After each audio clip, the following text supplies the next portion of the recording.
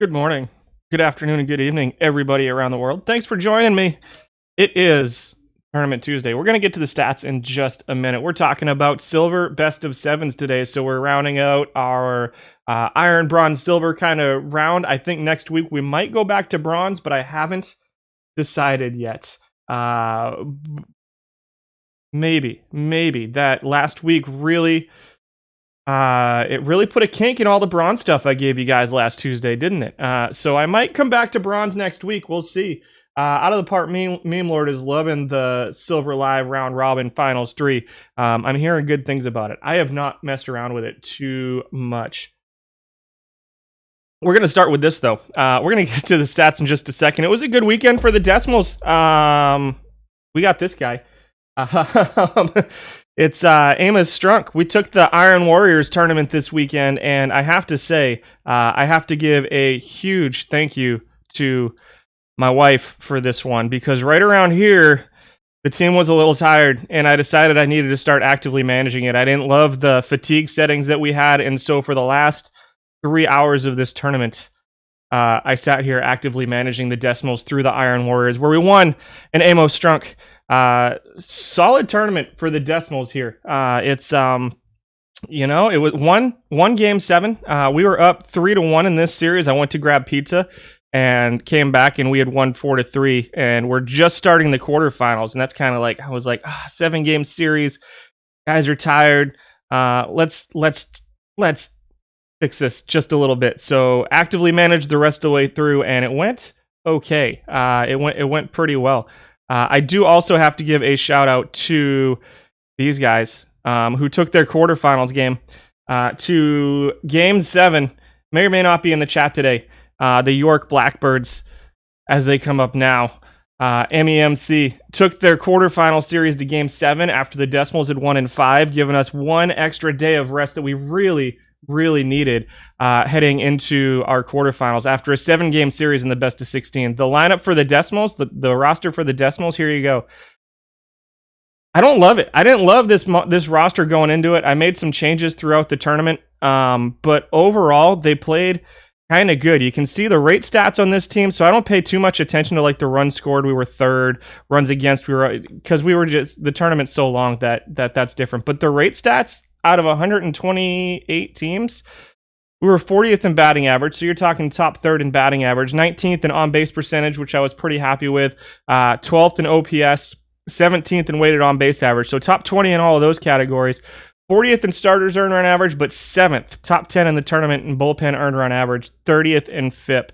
And then defense, we were number 1. Zone rating was first. So the lineup went in and out. We went in and out of the lineup on this team. Let me get rid of those for you, so that I'm not spoiling everything, And so the team, we had Borgman and Sanchez. I was bouncing back and forth between the two of them. Sanchez was my starter, but Borgman would play when Sanchez got fatigued, which was like every 3 games. Ford and Jones were my first baseman in this one, so we went Mike Ford and Taylor Jones, kind of bouncing between the two of them. Nicky Lopez, actually, Yolmer was my starting second baseman. He didn't start in the clinching game because he was tired. We had Eddie Zimmerman starting at third, Kiner Falifa, I found out this weekend. I've been saying his name wrong this whole time, so apologies for that.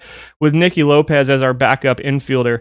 Yadiel Hernandez as our backup outfielder, with Lewis, Monty Harrison, Tyler O'Neill playing the outfield, and then Josh Naylor as our starting designated hitter, bouncing around with Ford and Jones designated hit it a couple times. And so yeah, it was some active management was pretty important. I've got a couple Build a Legend cards, not on this team. I got some on the other team. You lost in semis on the other side of the bracket. That's still the semis there were a couple people who I know did not want to make the semis after being in the quarterfinals. That Nap card is pretty cool. The pitching on this team, we went with Payamp, Soto, Smeltzer, Swanson, Romero. The bullpen was Adam Simber closing for us, Taylor Hearn and Casey Sadler as the setup guys. Tarpley, Doyle, Cisneros, Suarez, and Deal were our other relief pitchers. And I'm going to be honest, this team, it wasn't the optimal team that I went into this tournament with. I woke up a little bit late on Saturday and scrambled to put this team together at kind of the last minute. I was going through. I have some new stuff on the spreadsheet today that you'll get to see that I'm pretty excited about. And I went through and tried to grab some cards off the auction house that I wanted to add, and I wasn't able to add nearly what I wanted.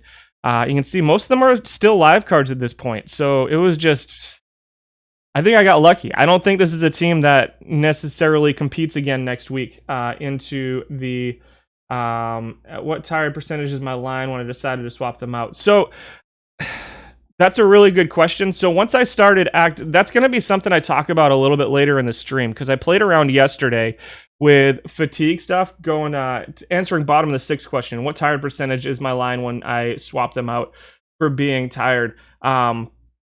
And so I think that's a really good question, and I am going to maybe talk about it later today. For me, while I was actively managing, and especially when we were like up in series 2-1, 3-1, as soon as somebody got fatigued, I started swapping them out. It was my utility slots were just completely empty by the time it was over, because you do have to do it kind of quick, especially for a 128 team tournament.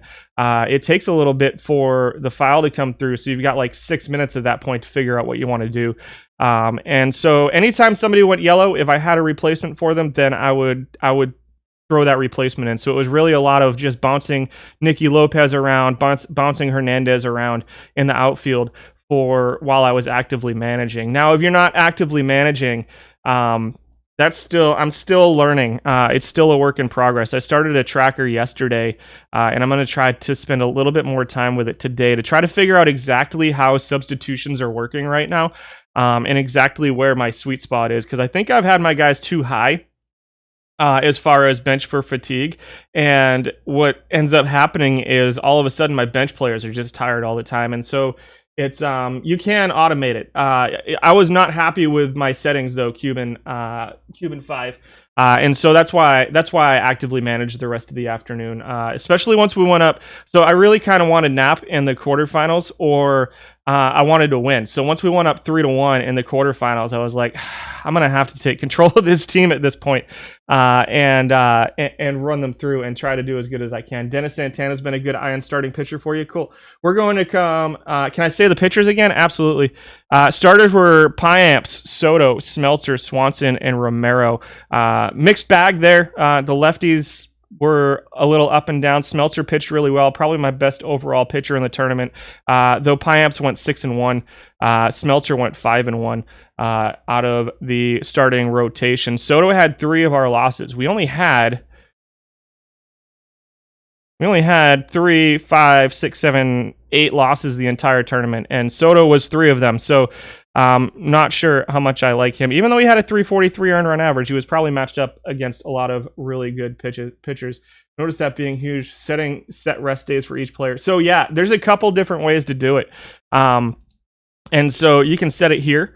And I'm not going to get too, you know what, let's just talk about it. So I found in tournaments, if you're going to use these settings, you probably want to have your catcher like every third game. Sanchez was my starter for this one. It just so happened that he was tired for the clinching game, and so Borgman was the guy who came in and played. Actually, I had benched Zimmerman for this final round. It's a funny story. I had benched Zimmerman because he was having a terrible tournament. He batting like 215. He was ice cold going into game 5 of the finals, and then Sanchez got tired, so I had to put Zimmerman in, and it was Zimmerman with the walk-off hit because I love baseball. How hilarious is that? The guy that I benched ends up with the walk-off hit for the Amos Strunk championship. Pitching and iron is tough. Yeah, they end up either being, I agree, Peck Dog. They're very hit or miss. Everybody in iron is a little bit hit or miss. There's not a lot of consistency down here, and so that's part of what I like about iron is the low barrier of entry and the fact that teams that aren't necessarily optimized, hey guys, can do well in some of these tournaments too, just because of the way the numbers kind of work. And so that's the team that won. The bullpen. You wanted to see the rest of the pitchers too. It was Simber, Hearn, Sadler at the back end of the bullpen, and then Stephen Tarpley, Tommy Doyle, Jose Cisnero, Jose Suarez, and Philip Deal rounding out the bullpen. Every one of my pitchers was a live card. When I say I was scrambling, I woke up with 15 minutes to spare to get this team put together Saturday morning, and I got some of the guys in. A lot of the guys I wanted, I couldn't even find on the auction house. So that's kind of where this team ended up coming from. And I didn't expect them to do what they did. So as far as MVPs, Tyler O'Neill was the MVP of round 1. Zimmerman was the MVP of round 2. Round 3 was Yadiel Hernandez, so a whole bunch of different guys. Then we get Yolmer Sanchez, 4 different guys as MVPs in the first 4 rounds, just kind of a well-rounded team. And then Tyler O'Neill took over. Quarterfinals was Tyler O'Neill, who went, where are you at, Tyler? You're over here. 7 for 16 with 4 home runs and 9 RBIs in the quarterfinals for Tyler O'Neill in a 5-1 win. Semifinals was Tyler O'Neill, who went 5 for 17 with 3 home runs and 5 RBIs in the semifinals. So he took over the quarters and the semis, and then by the time the finals came around, Kyle Lewis was ready to go and dropped a 6 for 15 on them with a home run and the 1 RBI, a bunch of stolen bases, good defense as well. Monty Harrison had a pretty good tournament for us. Let's go back to, I guess we'll go to the main page here. Actually, no, we'll go here. Let's go here and then bring up the batting stats for the tournament. So our best batting average guy was Harrison with a 330. Kiner Falefa was right behind him at 320. Solid performance for our starting shortstop. Ali Sanchez was our other guy above 300. Getting a 300 batting average out of Ali Sanchez might have been the difference in this tournament, to be totally Austin. Can I show you my pitching? Then you can read it. Yeah. Am I talking too fast? Sorry. Of this team next week, you might. On base percentage was Monty Harrison, Kyle Lewis above 400. OPS was Harrison, Naylor, O'Neill. O'Neill hit 11 home runs for us. Josh Naylor was right behind him. Let's do this. Here's the pitching. If you want to screen cap that, I can't really. Let me see if I can zoom in a little bit for you. Let's do this. Oh, I can't make that bigger. That's as big as I can make that. Oh, that's because it's the wrong screen. Oh, that's gonna mess something up. Aha.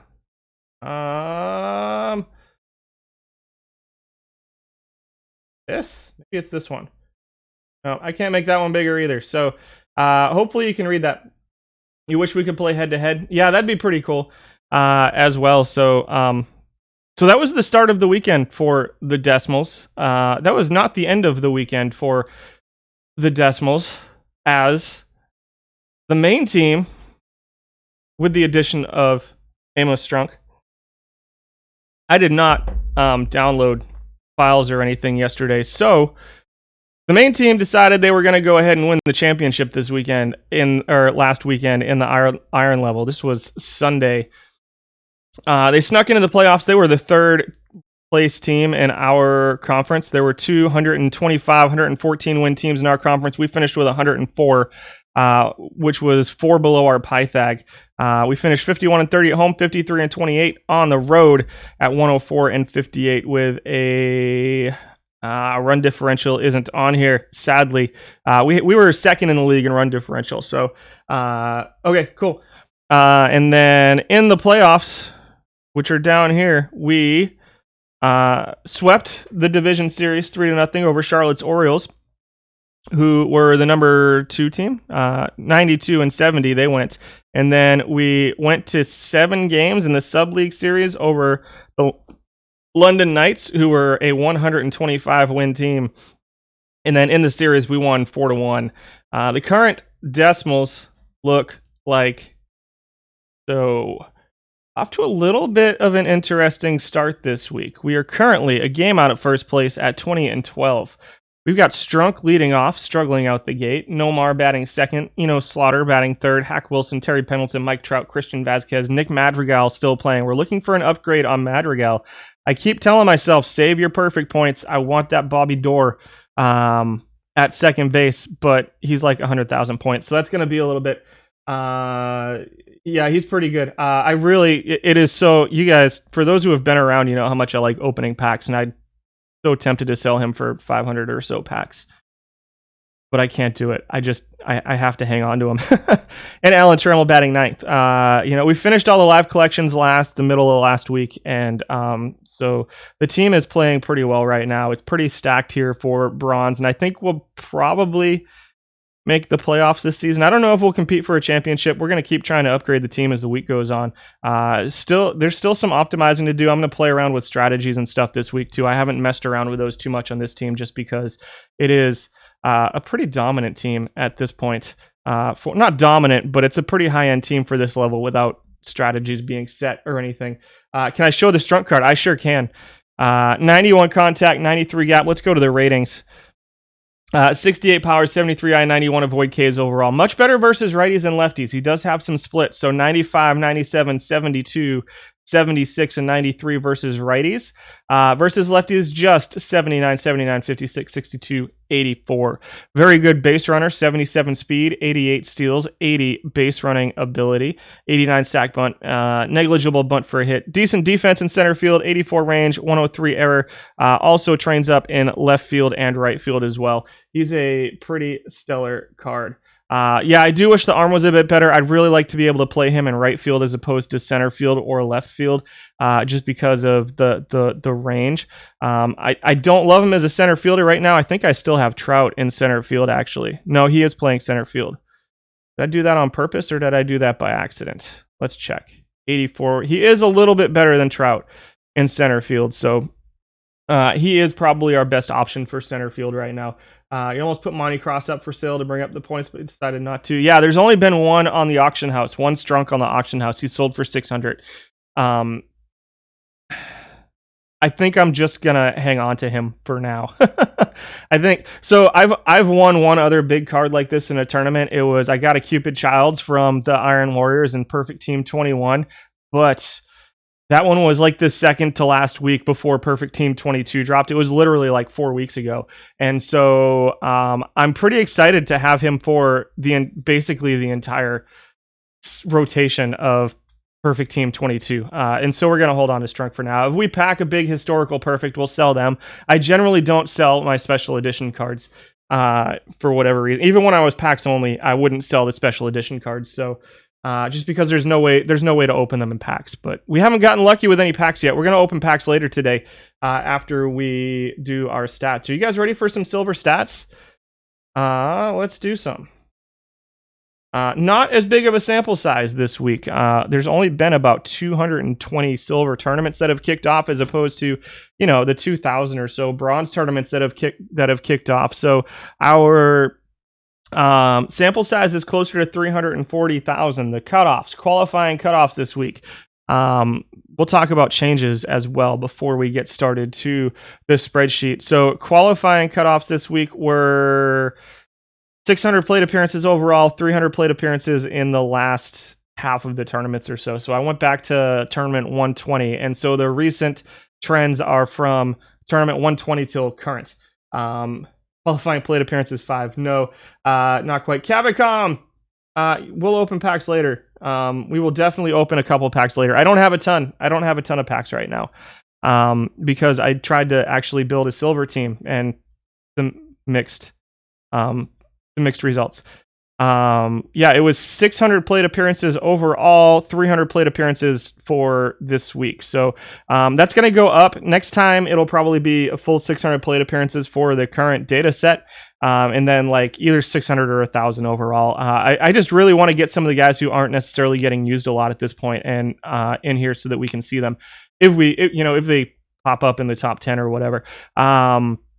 Pitchers, it was 200 all-time, 200 innings pitched all-time, 100 for this period. So again, those will both go up probably next time, just because I am getting a lot of data right now. It'll probably slow down a little bit as I start working on other things, but we'll keep doing this. I made some changes this week. Some changes you'll see are here up top. Those are more for me, but we'll talk about them anyway. The big changes for you guys that you'll notice is defense has been added back into our calculations. So before, I was doing a combination of weighted on base average plus net steals, and that was basically what I was coming up with for our overall offensive value for these guys. And then defense, I was calculating stuff. I still have the calculations going on in the background, but the defensive stuff is just such a mess right now that it's not here. So what I did was I went by ratings, and let me show you what I mean by that as we go to the back end of the spreadsheet. Let's just talk shortstops. So what I did for shortstops, and I changed this based off of the position. Also, I actually, maybe the biggest change, even bigger than this, is that I went into the data sheet, and so that's really small. You're not going to be able to see that too much. I'm going to zoom in, but I created a best position column in here for these guys. Let me scroll all the way up. I created a best position column for these guys, which is how I'm sorting people now. So basically it looks at all of their defensive ratings, and it looks at their highest defensive rating, and it sorts them according to that position. So no more will you see Yolmer Sanchez at 7 different positions or however many he shows up at. They're going to be only on their highest rated. Cheers from Korea. I miss Korea. Rez, I was there 20 years ago. I loved it. How do I account for the players that might be really solid but don't have enough to qualify? That's why I keep it pretty low, KK Fits. And so there's definitely probably some guys that I'm missing right now because they're just not out there yet. And so you'll only see people at their best rated position. Now, does that mean that that is where you're going to want to play them? Not necessarily, because if their best rated position happens to be a place where there's somebody just a little bit better, then, you can adjust as necessary based off of that. But that is probably one of the biggest changes I made this week. And then defensive ratings, I am using as part of the calculation now. So what I did was I looked at range, error, arm, turn double play, shortstop rating, and then came up with a calculation. It's basically, I wanted to get like the best to the bottom between like 8 to 10 points, 8 to 12 points of difference. Do I plan? Good question. Do I plan to add a designated hitter spot to the position rankings? LFC says. That's a really good question. There will be a designated hitter list today. There will also be a utility hitter list. We're going to hit those ones really fast. So I'll talk about that in just a second too. And so I came up with a defensive rating, and basically, so here at shortstop, the lowest one is 19. The highest one is 34. So somebody's gaining 15 points in their ranking off of whoever else. And we'll see who it is when we get there. So I didn't really want defense to be the be all end all, but I definitely wanted to account for it. And so we'll look and see how it works. And it's a little bit of a work in progress, so keep that in mind as we go through. And if there's any weird stuff going on, then we'll try to work through that. I did add you may have noticed in the data that I also added a designated hitter sheet. So designated hitters, I had it look at anybody who has no defensive positions above 40. And they got a designated hitter tag. And so they could still show up on their regular position tag as well, but they will show up as a designated hitter. So we'll have a designated hitter list. And then I have the number of defensive positions. We're going to do a utility list that has guys with 3 or more defensive positions that they're capable of playing that are over 40. And again, those numbers might change as we go through stuff. I may change the utility guys to 50. They may have to have like a 50 or higher rating as opposed to a 40, which I think is probably more useful as a utility thing. I can do that right now, actually.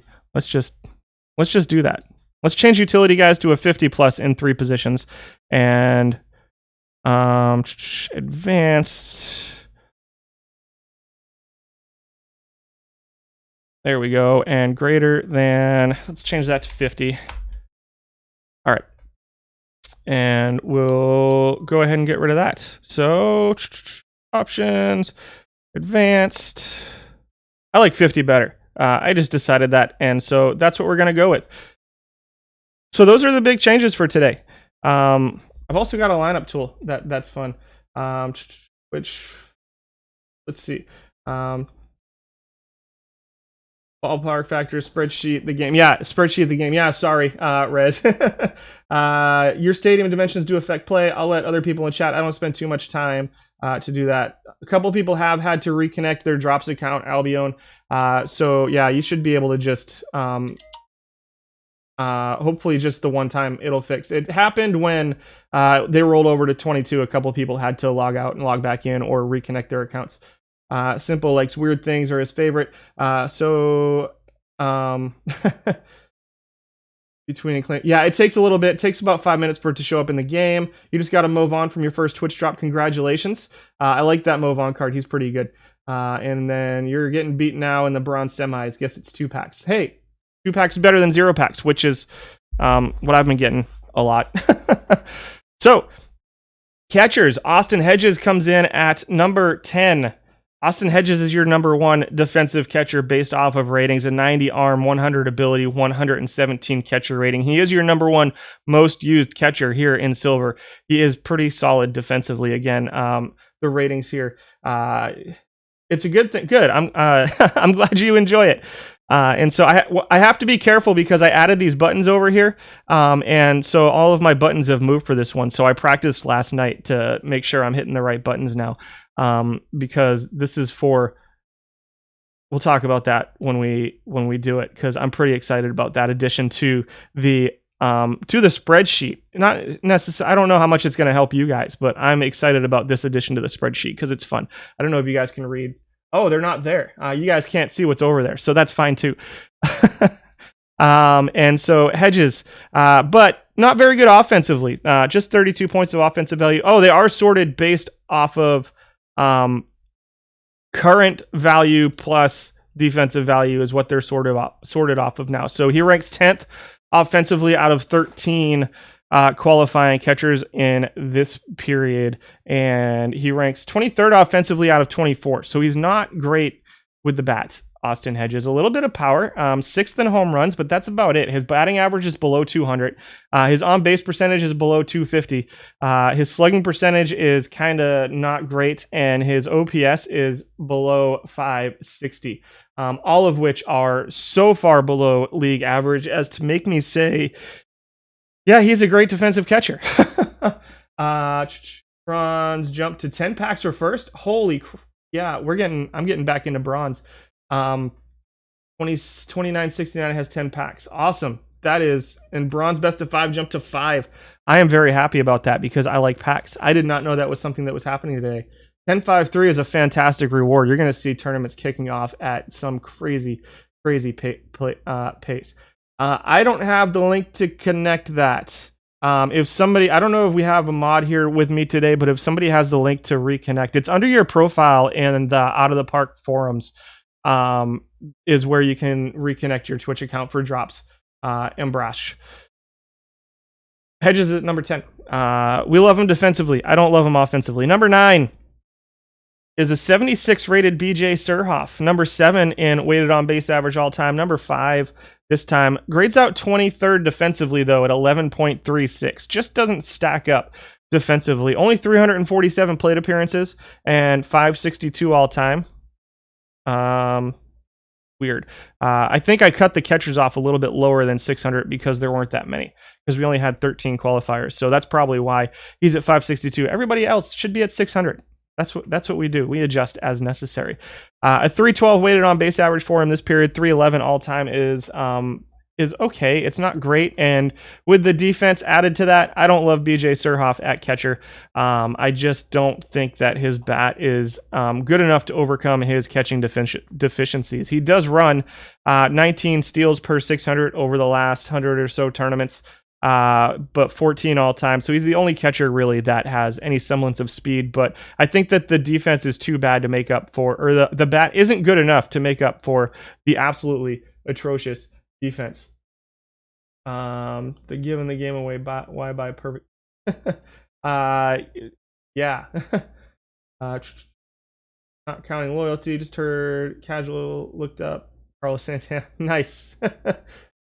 Number 8 is Charlie Moore, your number 2 most used. This is a 1979 snapshot. Number 2 offensively among catchers, has pretty solid lefty splits. 75 contact. They're not huge splits, so you got like 8 points of avoid Ks, you got 9 points of I, no power split, 3 points of gap, and 4 points of contact for Charlie Moore. Defensively, again, he's pretty low down there, a 53 arm, 56 ability, 53 catcher rating, but a 321 weighted on base average is right around league average, pretty close to league average, just a tick below. His batting average of 284 is solid. On base percentage is pretty good. It's going to be mostly singles and doubles. A 284 batting average, 343 on base percentage for Charlie Moore grades him second offensively, but 22nd defensively at a position that I think is pretty important defensively. Currently graded 8th out of 13 in offense. So I don't know if these numbers move up all time. I think if we switch him to all time, he's probably closer to the top 5 for Charlie Moore, and 7 home runs per 600 for him. Number 7 is live Carson Kelly, dropping a 292 weighted on base average all time. This period it was a 294. Puts him 9th out of 13, but has some pretty good defensive value. 7th overall among catchers in defensive value. And so for catchers, I looked at ability, arm, and catcher rating, obviously, and then divided it by whatever I divided it by. So Kelly comes in at number 7 among all of these catchers with a 16.06 overall defensive value. 294 weighted on base average, 234 batting average is pretty junky. 306 on base percentage is pretty low too. As far as the tournament, there is definitely some offense here in silver this year. Slugging's pretty low. He's in the top 3rd defensively among these catchers. Again, I just don't think the defense quite makes up for his bat at this point. I think that he is definitely a rung below the Austin Hedges, the Boones that we're going to see. You had that kind of luck in 21, 75% of the year. You only had a handful of perfects. Yeah, they're tough. Perfects are hard to find. Who are we talking about? Moore? MLA. Yeah. Milwaukee. Should be Milwaukee. Number 6 is John Roseboro, 1966 Dodgers Hardware Heroes. 13th defensively for Roseboro. Offensively, a 320 weighted on base average all time, has him 3rd. This period, it was a 316, which put him 4th in weighted on base average, 6th overall in offense. I also put batting average, on base percentage, and slugging back in a little bit into the calculations, so it's not just weighted on base average plus steals. I meant to cut steals back a little bit,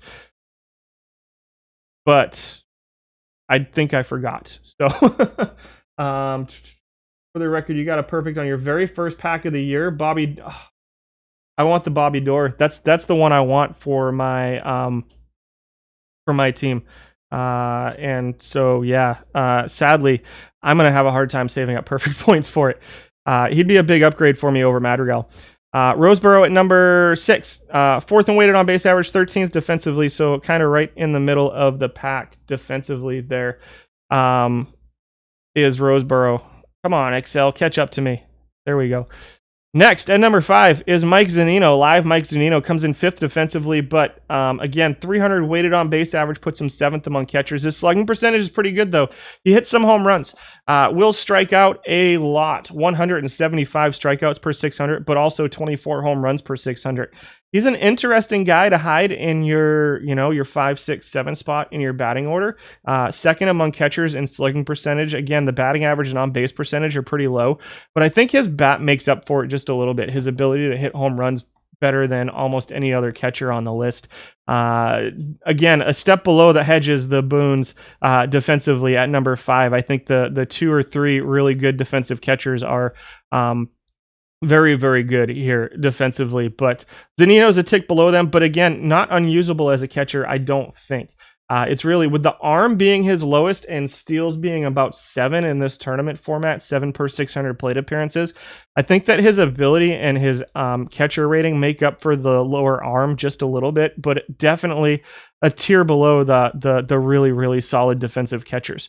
Number 4 is Buddy Rosar. Here's one of them. Number 3, defensively at catcher, an 84 arm, 86 ability, and a 101 catcher rating.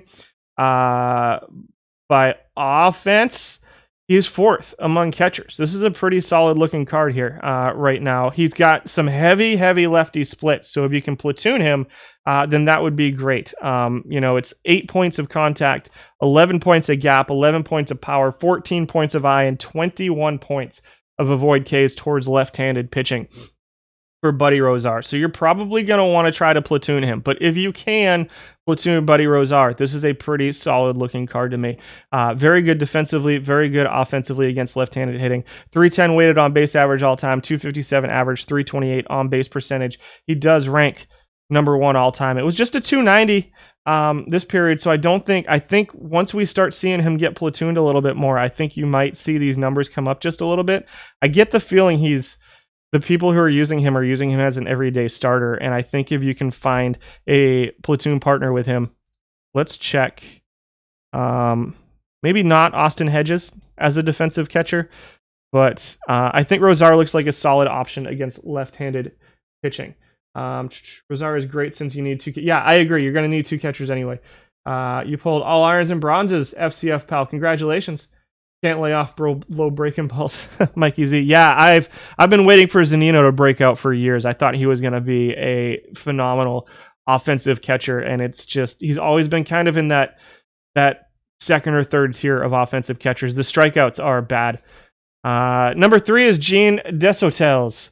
Again, some lefty splits here. So 5 points of contact, but he's got 10 points of gap towards righties, 2 points of eye, and 7 points of avoid K towards lefties. So not as egregious of a split. He's also not as good defensively as Rosar. 51 arm, 83 catcher ability, 73 catcher rating. Certainly not unplayable at this point in the Silver game. I think once more of the defensive catchers start filtering in, maybe that defense starts looking a little bit worse. He does rank 9th defensively by ratings. Overall, this week it was a 323 weighted on base average, which had him 2nd overall, 3rd in OPS at 710. Batting average was 270, just a tick above league average. On base percentage was a 361, which is kind of crazy. Number 2 among catchers at 361. Counting stats, we're looking at 3 or 4 steals, 6 home runs, middle of the pack in strikeouts, 128. He's going to walk a bunch right now. That 74, the 74 eye discipline rating is helping him walk quite a bit with a pretty solid avoid K's contact combination.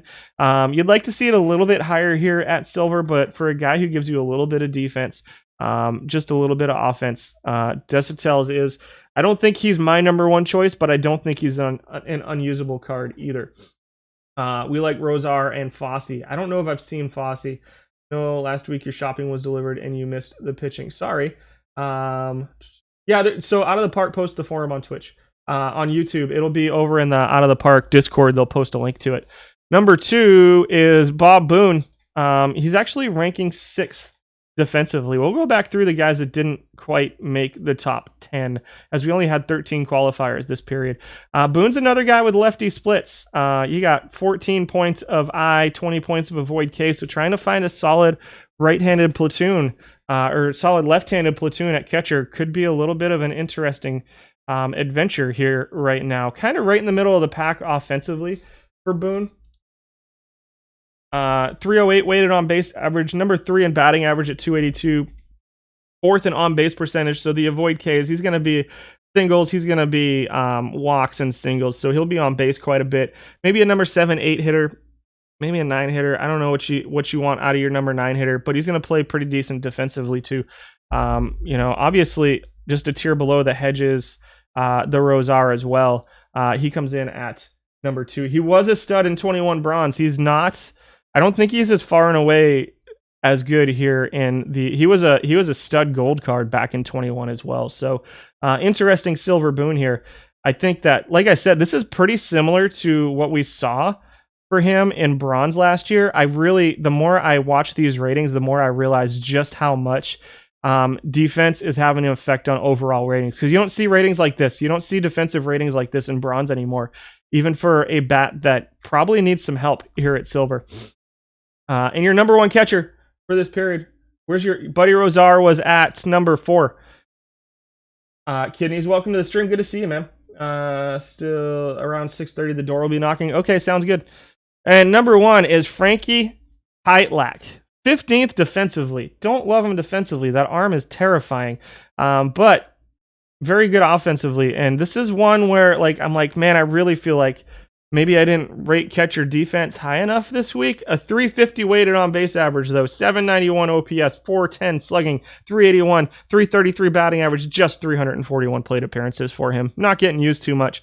Definitely some platoon splits here. All time, he's 5th in slugging at 395. And he was just so good offensively this week that his lack of defense didn't drop him down back into the pack as much as I really expected him to. I don't love this card. Maybe as like a designated hitter, this card slaps. You like it. Catcher, I think catcher D is important. I might consider this card as a designated hitter, perhaps. Maybe a designated hitter slash backup catcher, perhaps. Where does Ali Sanchez rank? I don't think he made the cut this week. 60 points of current offense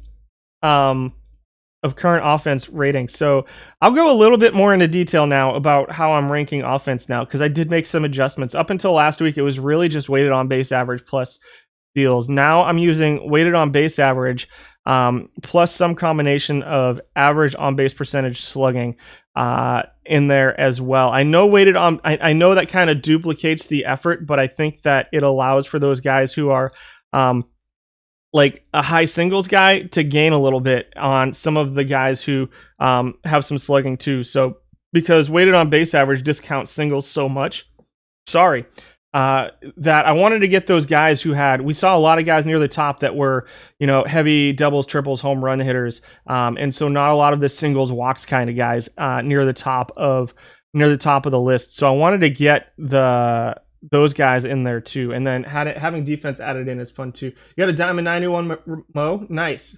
Do I like WRC plus? I haven't used it too much. I do like it, but I need to figure out how to calculate it into anything like this. I might look into that sometime in the future though. High catcher ability, just a low arm. Yeah, the arm's pretty low, and I can live with a low arm. The catcher ability is pretty good, and the catcher rating is not bad. The low arm is, and again, at this level with just 7 steals per 600, my microphone's eating my hair.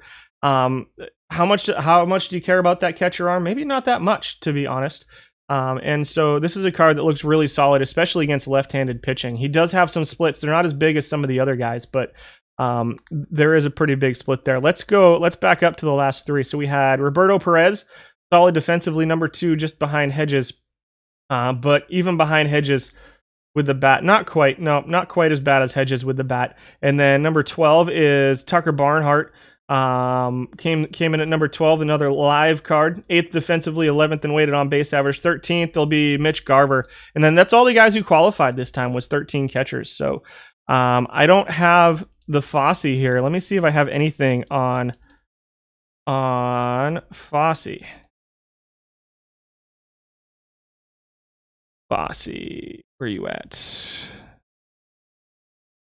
I don't have him there. Let's go to here. Go.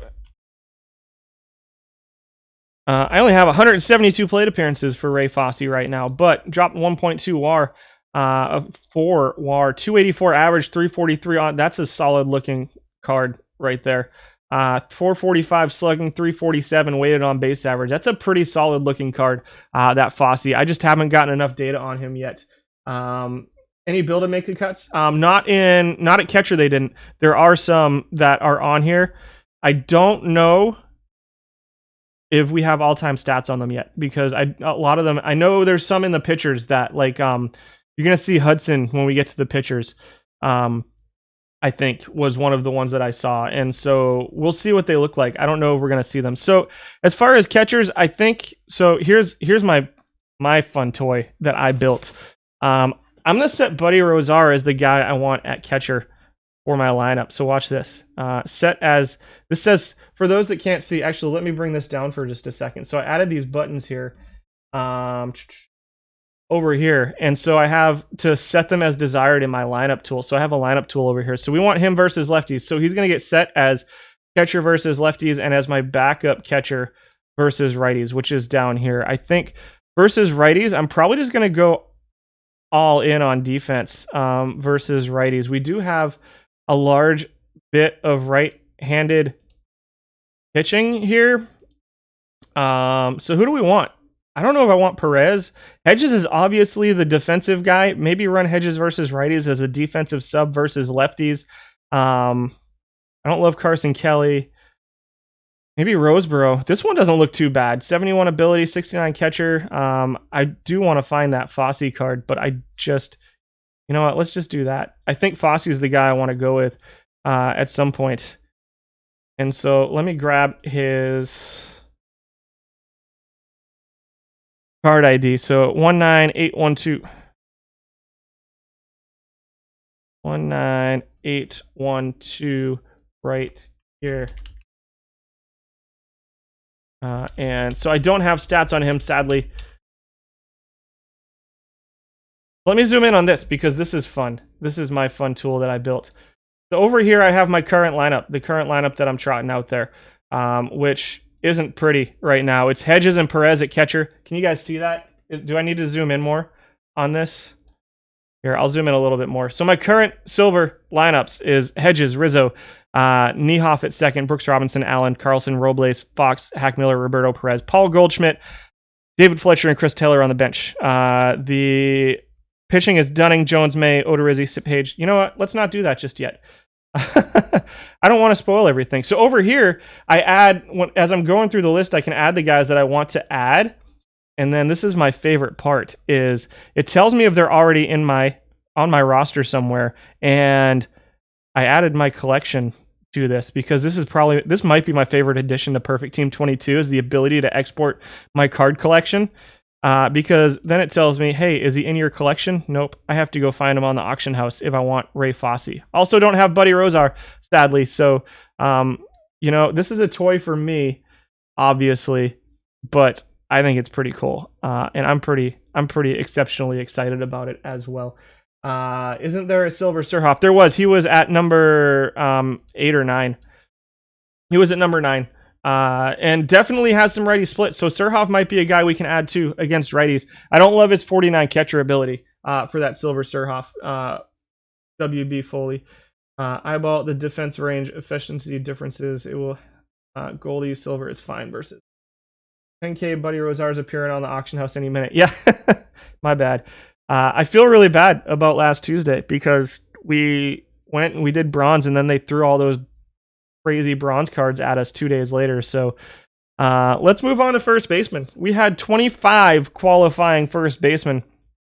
There's going to be some guys on this list that are going to be interesting, I think. So I think that we're going to see some low plate appearance, high numbers on this list, but we'll see. Again, it'll be bigger sample sizes for these guys next time we come back to silver. Rizzo comes in at number 10. He grades out 16th or so defensively.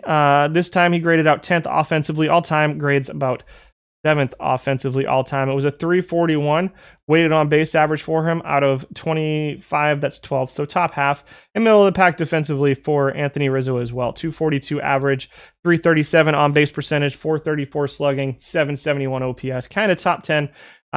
Just outside the top 10 in a bunch of those categories. Does hit some home runs, has a little bit of power, definite righty splits.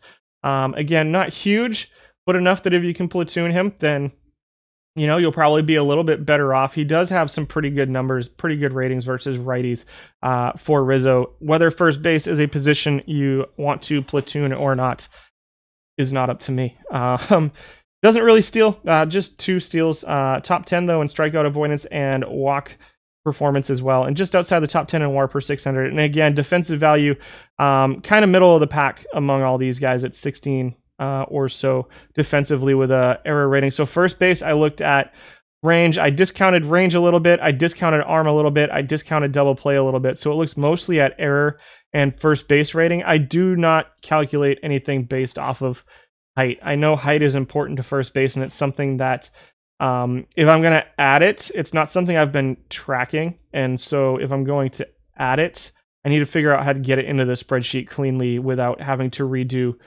everything. Number 9 is Austin Nola. So here's where we talk about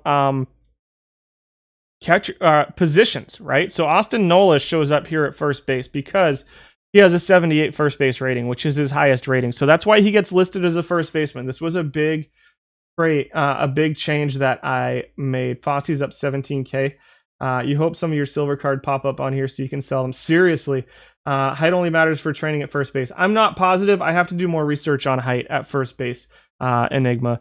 And so Nola with a 309, let's check the catchers out real quick. A 309 would put him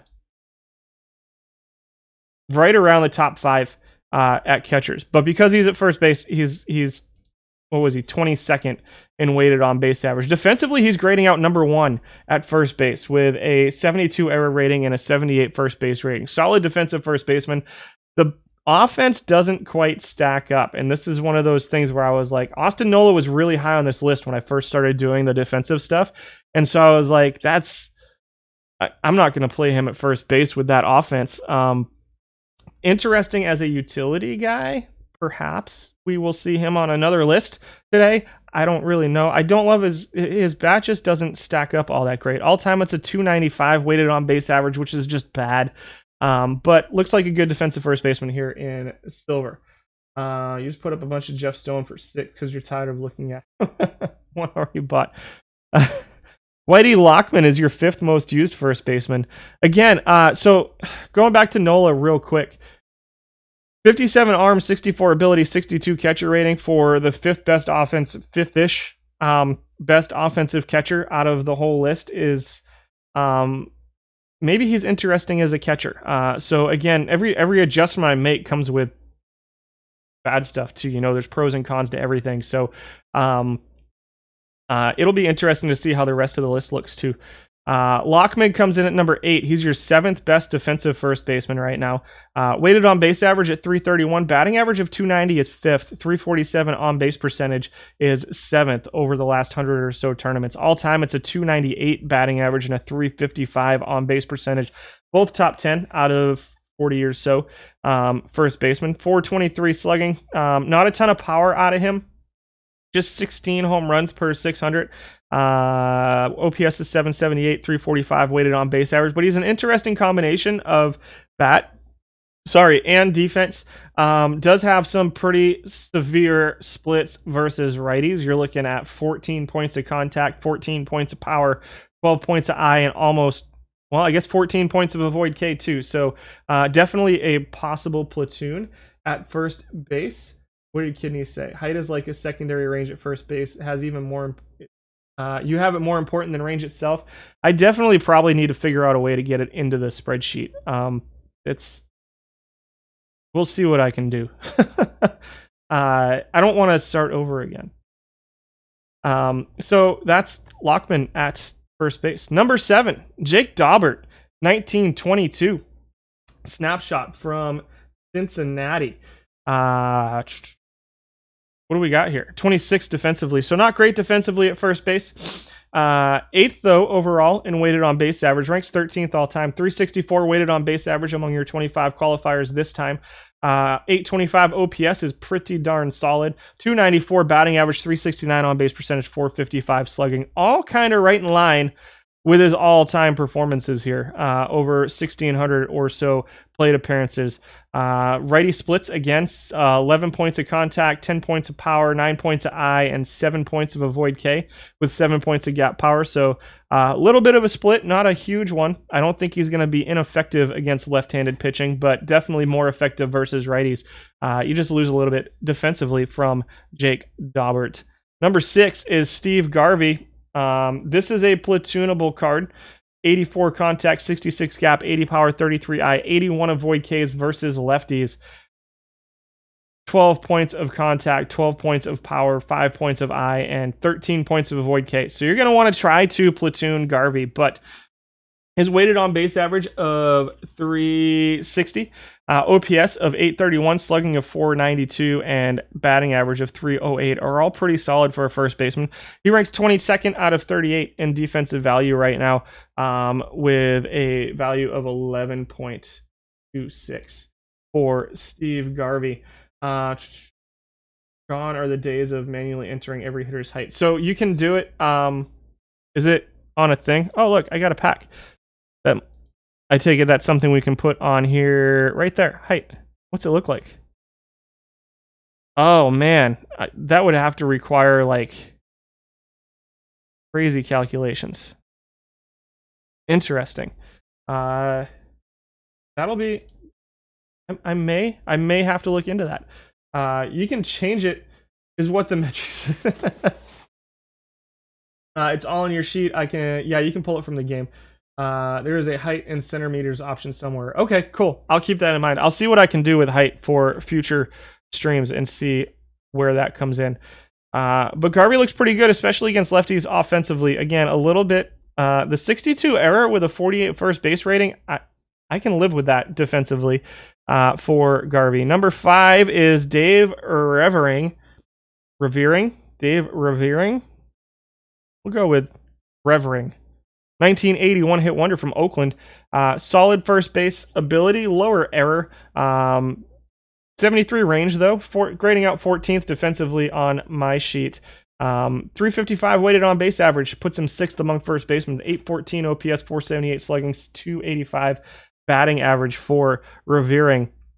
I'll say it differently every time. All-time ranks 12th, 353 on weighted on base average all-time. 5th in slugging at 474 for him all-time. And 14th with a 280 batting average. 26 home runs has him pretty close to the top 5 among first basemen for Revering. Very heavy splits versus righties. So we haven't seen too many of these guys. And with... what do we got? Almost 80%. 70+% of our pitchers being right-handed. Interesting looking versus righty splits here for Dave Revering. Number 4 is your live Paul Goldschmidt, 6th in defensive value, 10th in offensive value all time, 4th this period though, so that's why he's so high up on the list. He's okay. He's the guy I'm running out there. 347 weighted on base average this time with a 779 OPS. Both number 7 among first basemen, 20 plus home runs per 600, on base percentage of 357. He'll strike out a bunch, 137 per 600, but he'll also walk a bunch. He's going to hit for some power.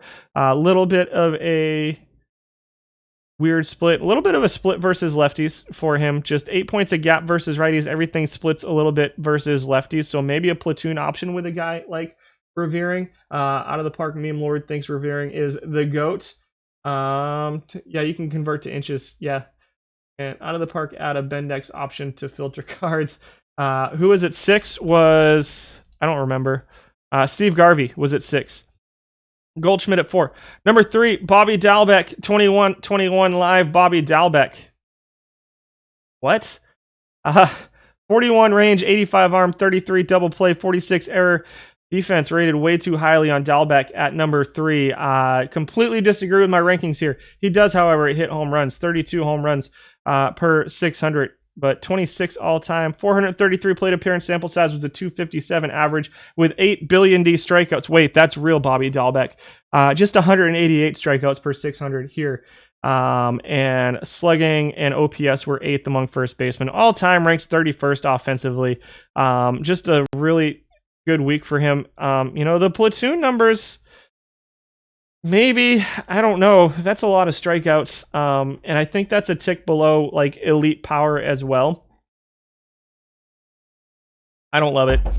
I want to. I'd love to love it. But the 19 avoid Ks. He led your rookie league in home runs last week. Yeah, he will hit home runs. I'd like for his real life counterpart to make some contact at some point this season, but it's been a little bit of a struggle. He did have a really good week this week. 33rd in offensive, 2nd in defensive value based off of the ratings, I don't love it. I don't love it. I think he's probably a little bit closer to this. 200 strikeouts per 600. So, yeah, he's at number 3. I don't think he's the guy I'm going to go with. George Scott comes in at number 2.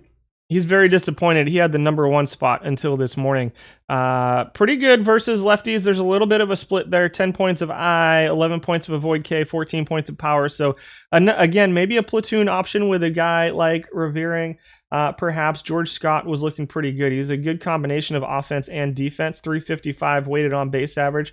All-time ranks number 3, thanks to solid defense with a pretty good bat at first base as well. 11th in offensive value, though. 6th in OPS, 5th in slugging, 9th in on-base percentage, 3rd in batting average this week. All-time, it's a 293, 349, 455, 803, 353. He woke up this morning and lost his number 1 spot to whoever's number 1, which I'm not sure who it is off the top of my head. Yeah, Gallo with the worst walk rate. Agreed. Love the name. Both. Dalbeck and Goldie aiming to go in bronze by next update. Yeah, they absolutely might. Dalbeck can play third too, and so can George Scott. I like this card for its ability to play both first and third as well. It's an interesting, maybe backup first baseman, backup third baseman, potentially. I like this card. He's a guy that I kind of want on my team. Number 1 always makes me nervous going to number 1.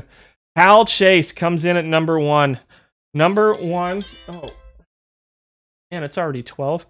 Number 1 offensively for Hal Chase. 376 weighted on base average, 869 OPS, 509 slugging, 360 on base percentage, 323 batting average for Hal Chase this week. Just a really, really, really good offensive first baseman. Defensively leaves a little bit to be desired. A 20 error range a 20 error rating is not great. Thank you, Rez. I appreciate it. And I appreciate any feedback. If you hate stuff you see on the stream too, let me know as well. All time, he's a 375 weighted on base average, a 315 batting average, 25 or so home runs, has some speed as well, 52 steals per 600 plate appearances. This card is an absolute offensive beast. Very little splits as well, with the 1 point of contact, 2 points of gap, 2 points of power, 1 point of iron, no avoid Ks. Splits. Hal Chase, I love it. One of the biggest crooks the game has ever seen in real life. Yeah. I don't know his story. I'll have to look it up. I like this card. I'm throwing him in there as my first baseman. I think I'm gonna put him versus righties and versus lefties for now. We're not going to platoon first base right now. We might come back to that later. Do I have Kilty anywhere? Let's find out if he popped up on the list. We had 25 qualifiers. 11 was Gus Schur. 12 was John Wathan. Interesting lefty splits there. Also a catcher. 13 was Nick Johnson. 2006 Washington snapshot. Nick Johnson was 13. 14 was Nick Etten. 15 was Miguel Sano, live, lots of home runs, 31 home runs. Franklin Stubbs at 16, who happens to be on my team. All of those plate appearances might be my Franklin Stubbs, as I'm probably the only one running him out there.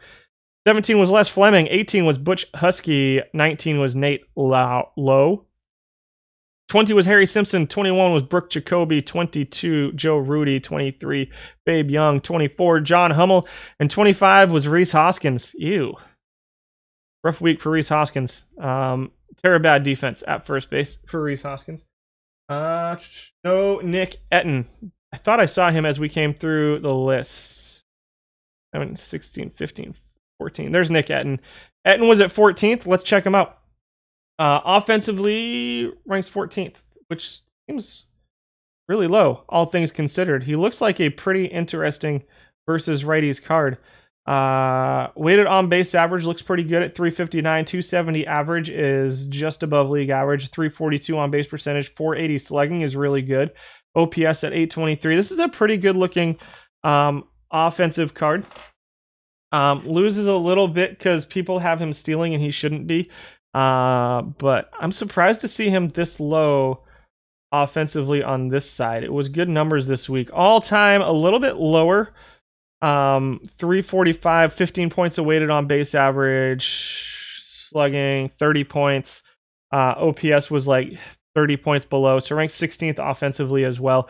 Pretty bad looking defensive card, but a pretty interesting looking offensive card to me. Nick Etten. Ron Jackson today is only silver. Who was at 11 or 12 that played catcher too was John Wathan. Also plays catcher, left field and right field. First base he's on this list as a first baseman because it's his highest rated position. And again, that's something I talked about a little bit was may not always agree with where they pop up. I just have the ratings, and I don't have, 9,000 hours a day to go through stuff. Last week was bronze. One tournament format a week. The problem is the defense and revering is better over. Who are we talking about? Meme Lord. Yeah, there we go. So those are your first basemen. So yeah, for now, I plugged in Hal Chase. I could be convinced to do revering as a right-handed pitcher at first base. I could definitely be convinced of that. I think this card looks pretty awesome over Nick Etten. Gotcha. So those are your first basemen. Second baseman, we had 12 qualifiers. You think revering is just better than Etten? Yeah, I agree. I absolutely agree. I like that. That revering card looks pretty good to me. Colton Wong, live Colton Wong comes in at number 10. You can see 6 of your top 10 most used are live cards, which is interesting. Colton Wong comes in at number 10. He's a bronze card. Put up some pretty solid numbers this week, but all-time ranks 18th.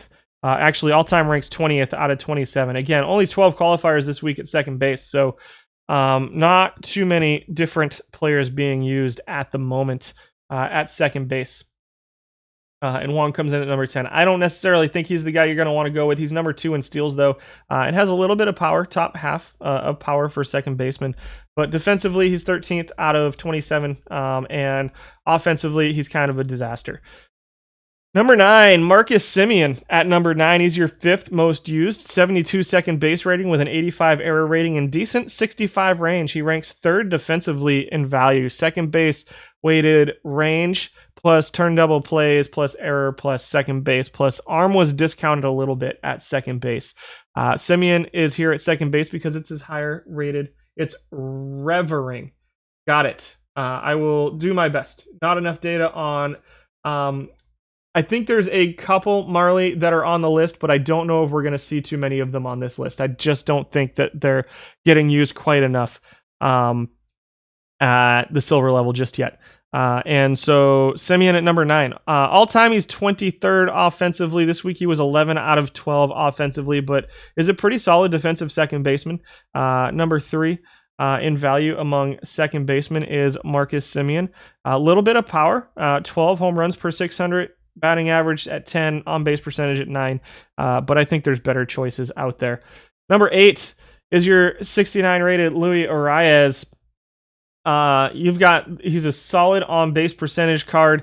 Doesn't stack up against some of the other second basemen here in silver defensively. 19th out of 27. I know in bronze he's a pretty decent looking defensive card, but I think that the defense here at silver kicks it up just a notch. We're starting to see actual players who can actually play defense here especially in the middle infields and in the outfield positions. So Arias drops to number 8. He's the most used card here, even in silver at second base, which is kind of hilarious to me. He is a pretty solid on-base card. 297 average, 358 on-base percentage, even against silver pitching, 334 weighted on-base average. Plus, he's readily available. Plus, he doesn't strike out. He comes in at number 8. Number 7 is Jose Altuve. Live Jose Altuve looks actually really bad defensively. 7.79 has him ranked 26th out of 27 defensive players. Silver yeah, that was DRC. I didn't do that.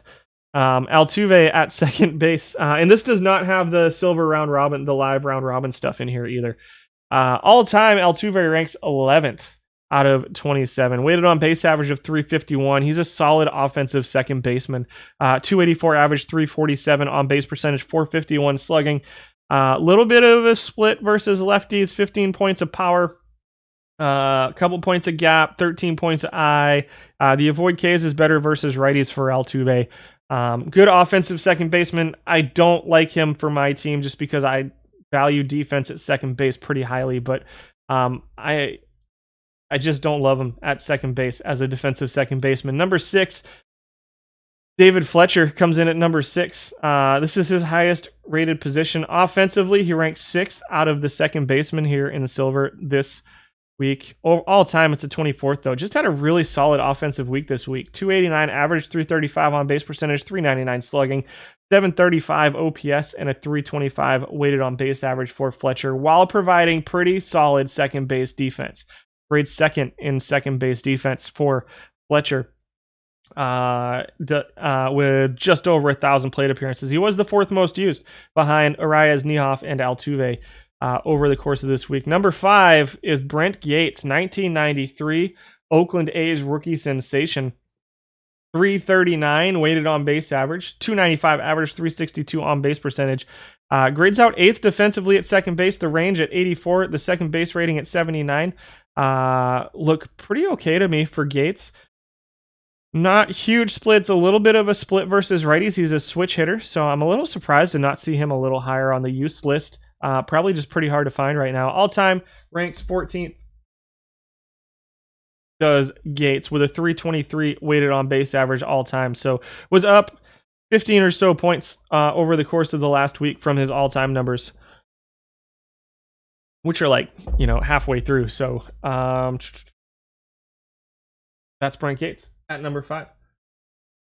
Number 4, Burton Ehoff comes in at number 4. He's number 5 defensively, number 6 offensively, 4th offensively this week. Batting average at 250, on base percentage at 298 are a little bit low, but Ehoff hits some doubles. He hits some home runs. He can run. He's got 3rd in slugging, 7th in weighted on base average, 4th in OPS, 22 home runs per 600, 34 steals per 600 as well for Ehoff. Ranks number 3 all time. He's a guy that's solid offensively with good defensive numbers as well, and very little split. 3 points of contact, 4 points of gap, 2 points of power for Ehoff towards lefties, and then 2 points of IN, 1 point of avoid case. Pretty good all-around card, Burton Ehoff.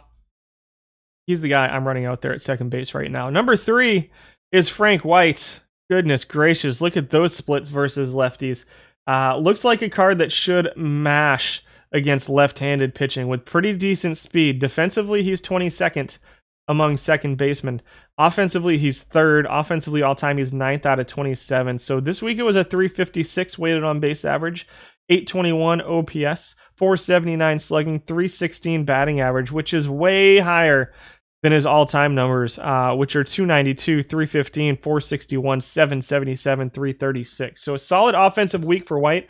I think if you can platoon him, he can be an offensive force that maybe overcomes his mediocre defense at second base. It is, I would call it mediocre. I don't know that he's so bad defensively at second base that I would call him a butcher, but he's close. I would firmly put him in the lower end of the mediocre second base defense category. But if you can platoon him against lefties, where he's not going to hit too much, he will beat up on lefties if second base is a place you can fit a platoon. And he'll only be in there every 4th, 5th game or so, thanks to no left-handed pitching here in Silver. His D should be better. He was a wizard. Yeah, I'm surprised to see his defense this low. This is the 1982 Hardware Heroes version of him. So let's see what hardware he won in 1982 baseball. 1982, which is hilarious because 1982 was his Gold Glove season. Was one of his Gold Glove seasons. So surprising to see his defense that low on the Hardware Hero card for, his defense. Can you pause this when your shopping's delivered? Yeah, probably. I'm not really sure, but you can go back and watch the video on demand later. Yeah, I'm a little surprised to see his defense this low. It's a little bit sad, but offensively, man, those are solid numbers against lefties. Number 2, Pete Kilduff at number 2. Grades out number 1 defensively, 17th all-time offensively, but this week just put up some silly offensive numbers, over 473 plate appearances.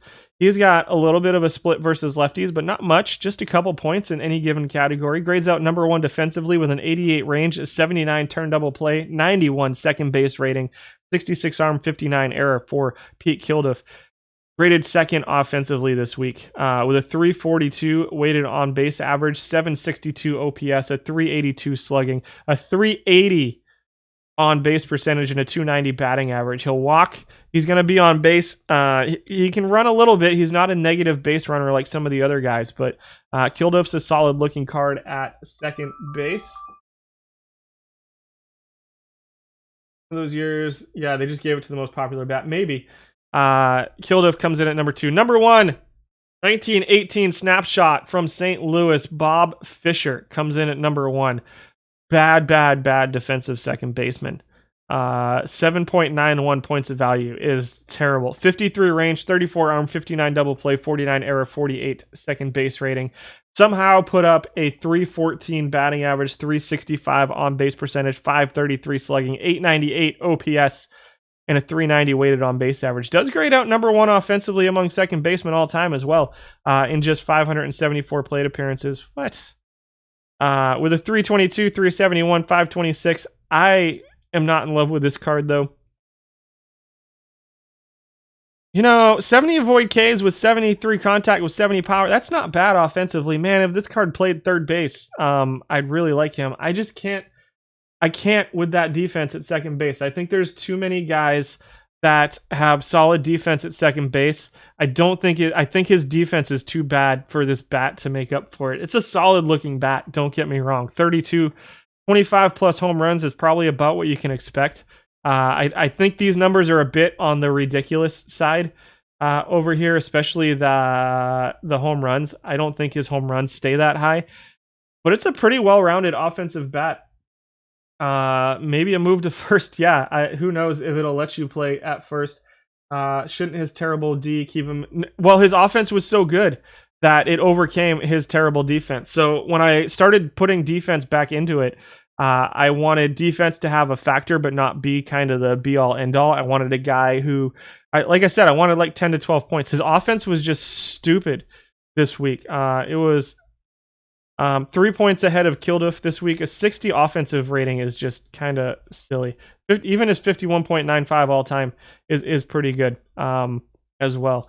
But yeah, I don't love that defense. And again, keep in mind, defense is a little bit of a work in progress. So yeah, Arias is a little bit of a beast, especially at bronze. He's a pretty solid bronze card. Let's check the back end. We had Cavan Biggio at 11, and Keith Lockhart was at number 12 this week. So for me, I think I'm running Ehoff right now. Let me check. Yeah, I've got Ehoff right now. I kind of want the Kilduff card. I kind of want this card on my team. This is a pretty solid looking card. I'm going to plug him in as my desired second baseman versus both lefties and righties. Ehoff is okay. I like Ehoff. I think he's a little bit better offensively. I'd love to get that 88 range in there at second base with the 91 second base rating, but I think the Ehoff card looks pretty good too. No Silver Rose. No, I don't have Silver Rose yet. These stats as this includes all of their offensive stuff. So these numbers over here, well, actually, it's a little bit different now. So I'll have to. Let's see. So 16. Yeah, these are all of their stats combined. So I'm gonna have to parse out the plate appearances, but the stats down here are combined. They're all as everything. So this ranked list is so on the left. No. So on the left is plate appearances. This is just to look at who was used the most. This list is not plate appearance based. This list is based off of stats and defensive ratings. No Silver Rose. No, I don't have enough data on Silver Rose yet. How would Alex Cintron compare to these guys at second base? Let's check. See if we can find him. Not there. Auction house. Nothing on the auction house right now. What are we looking at ratings-wise for Cintron?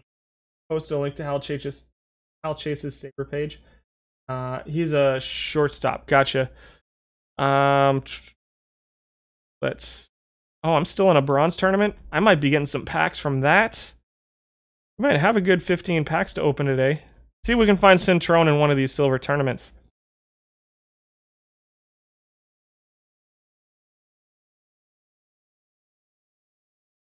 There we go. Take a look. So 65 range, 57 error, 56 arm, 57 turn double play with a 42 second base rating. He would be somewhere around Altuve, so pretty low on the defensive side. Obviously not perfect, not exact. His arm and double play were both a little bit higher, and his second base rating, so he'd be a little bit higher than like an Altuve. So probably around 20th or so. Silver Rose can be left field too. Isn't Silver Rose the option at DH? I don't know what I have on him yet. Let's see what we get through and see if he shows up. I don't know if I have enough data on Rose yet to actually have him on the list. I can check real quick.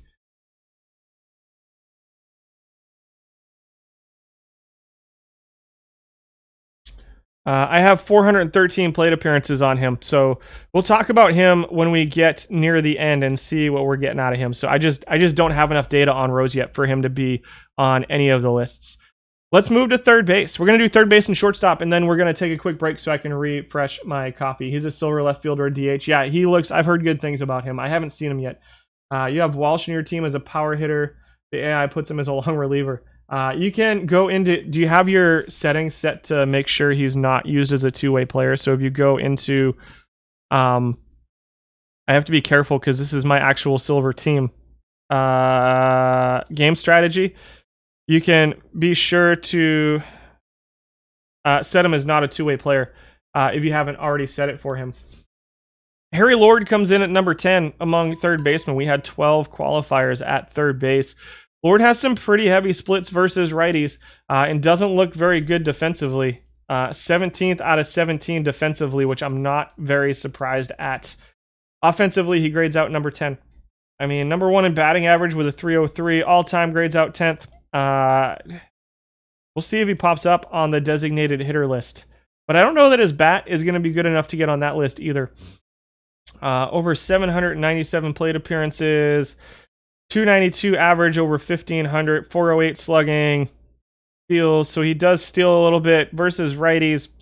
I don't love him at third base, though. I would not play this card at third base. Number 9 is Alec Baum. Can play a little bit of first, a little bit of third, a little bit of designated hitter. Perhaps will be on that list. That's the only list you might see guys show up twice on, because I did not exclude guys who were below 40 from having a best position.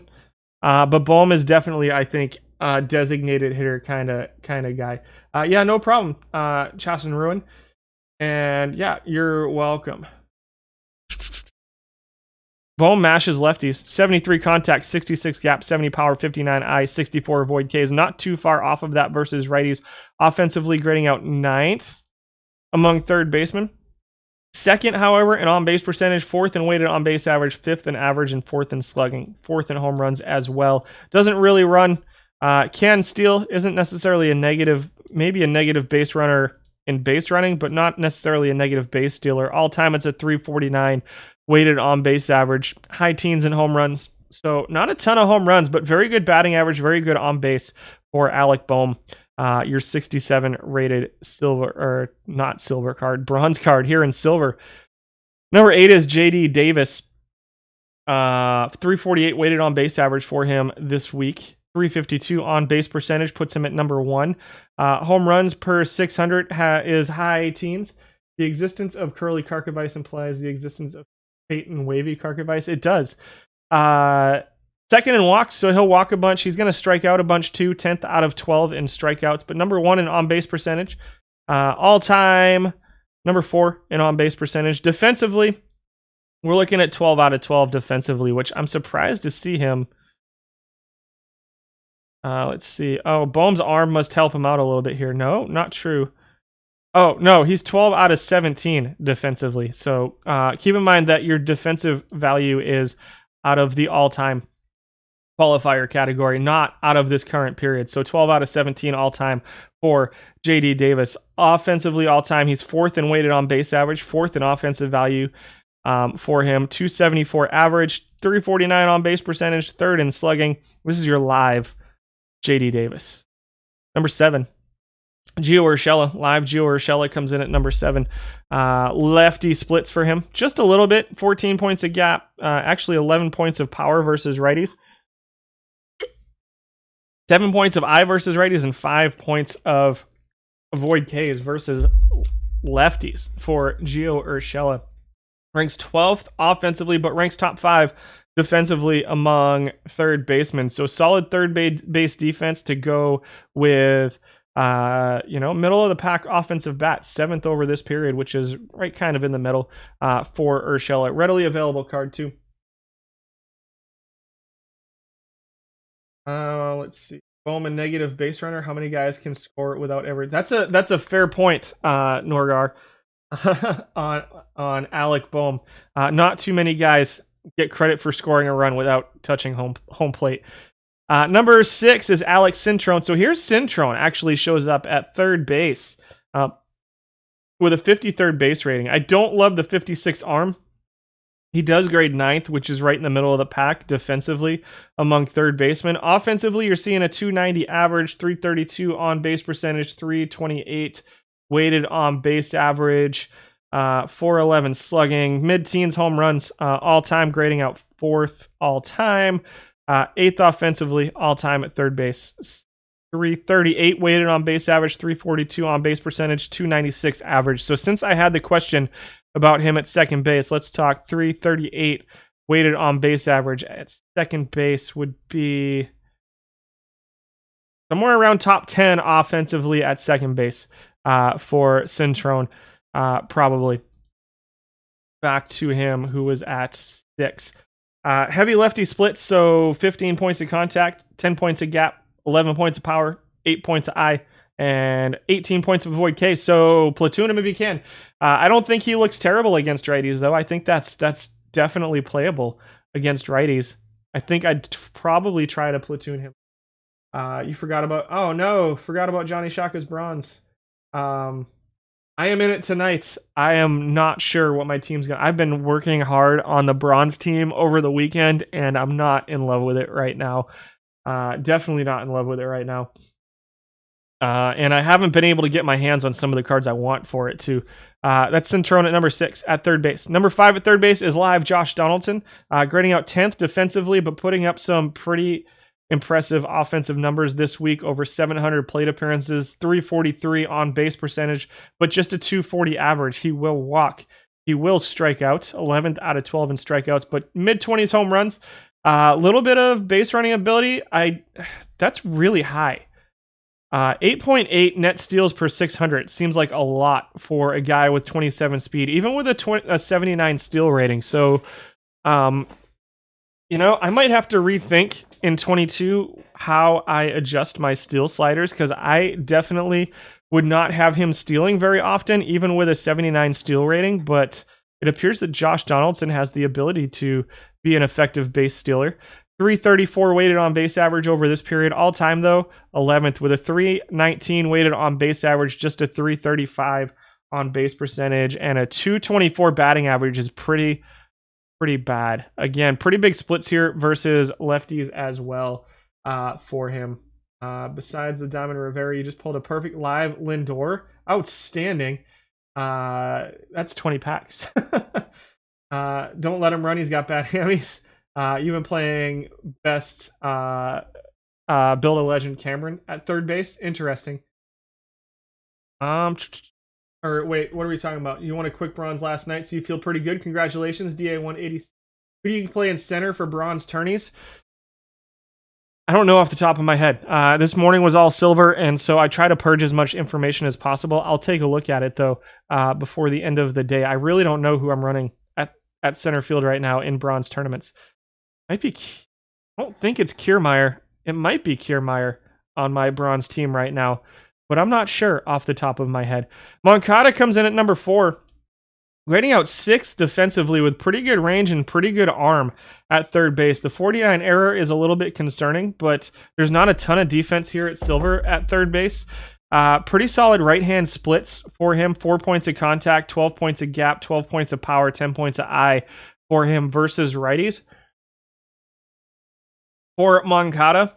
And so he's a guy that you might want to think about platooning, maybe with a Cintron at third base who had heavy lefty splits, perhaps. Only plays third base, so again, it's going to have to be a straight platoon, or maybe you're running Cintron at multiple positions as well. Kyle Lewis is not bronze. Baldelli might be who I'm running too. Now that I think about it, I'm pretty sure Baldelli is who I'm running at bronze right now in center field. Now that Stens mentions that. And so Moncada comes in at number 4. Number 3 at third base is Matt Duffy, 2018 Tampa Bay snapshot. Number 2 defensively. Look at these defensive numbers, guys. 82 range, 94 arm, 51 error, 83 third base defense.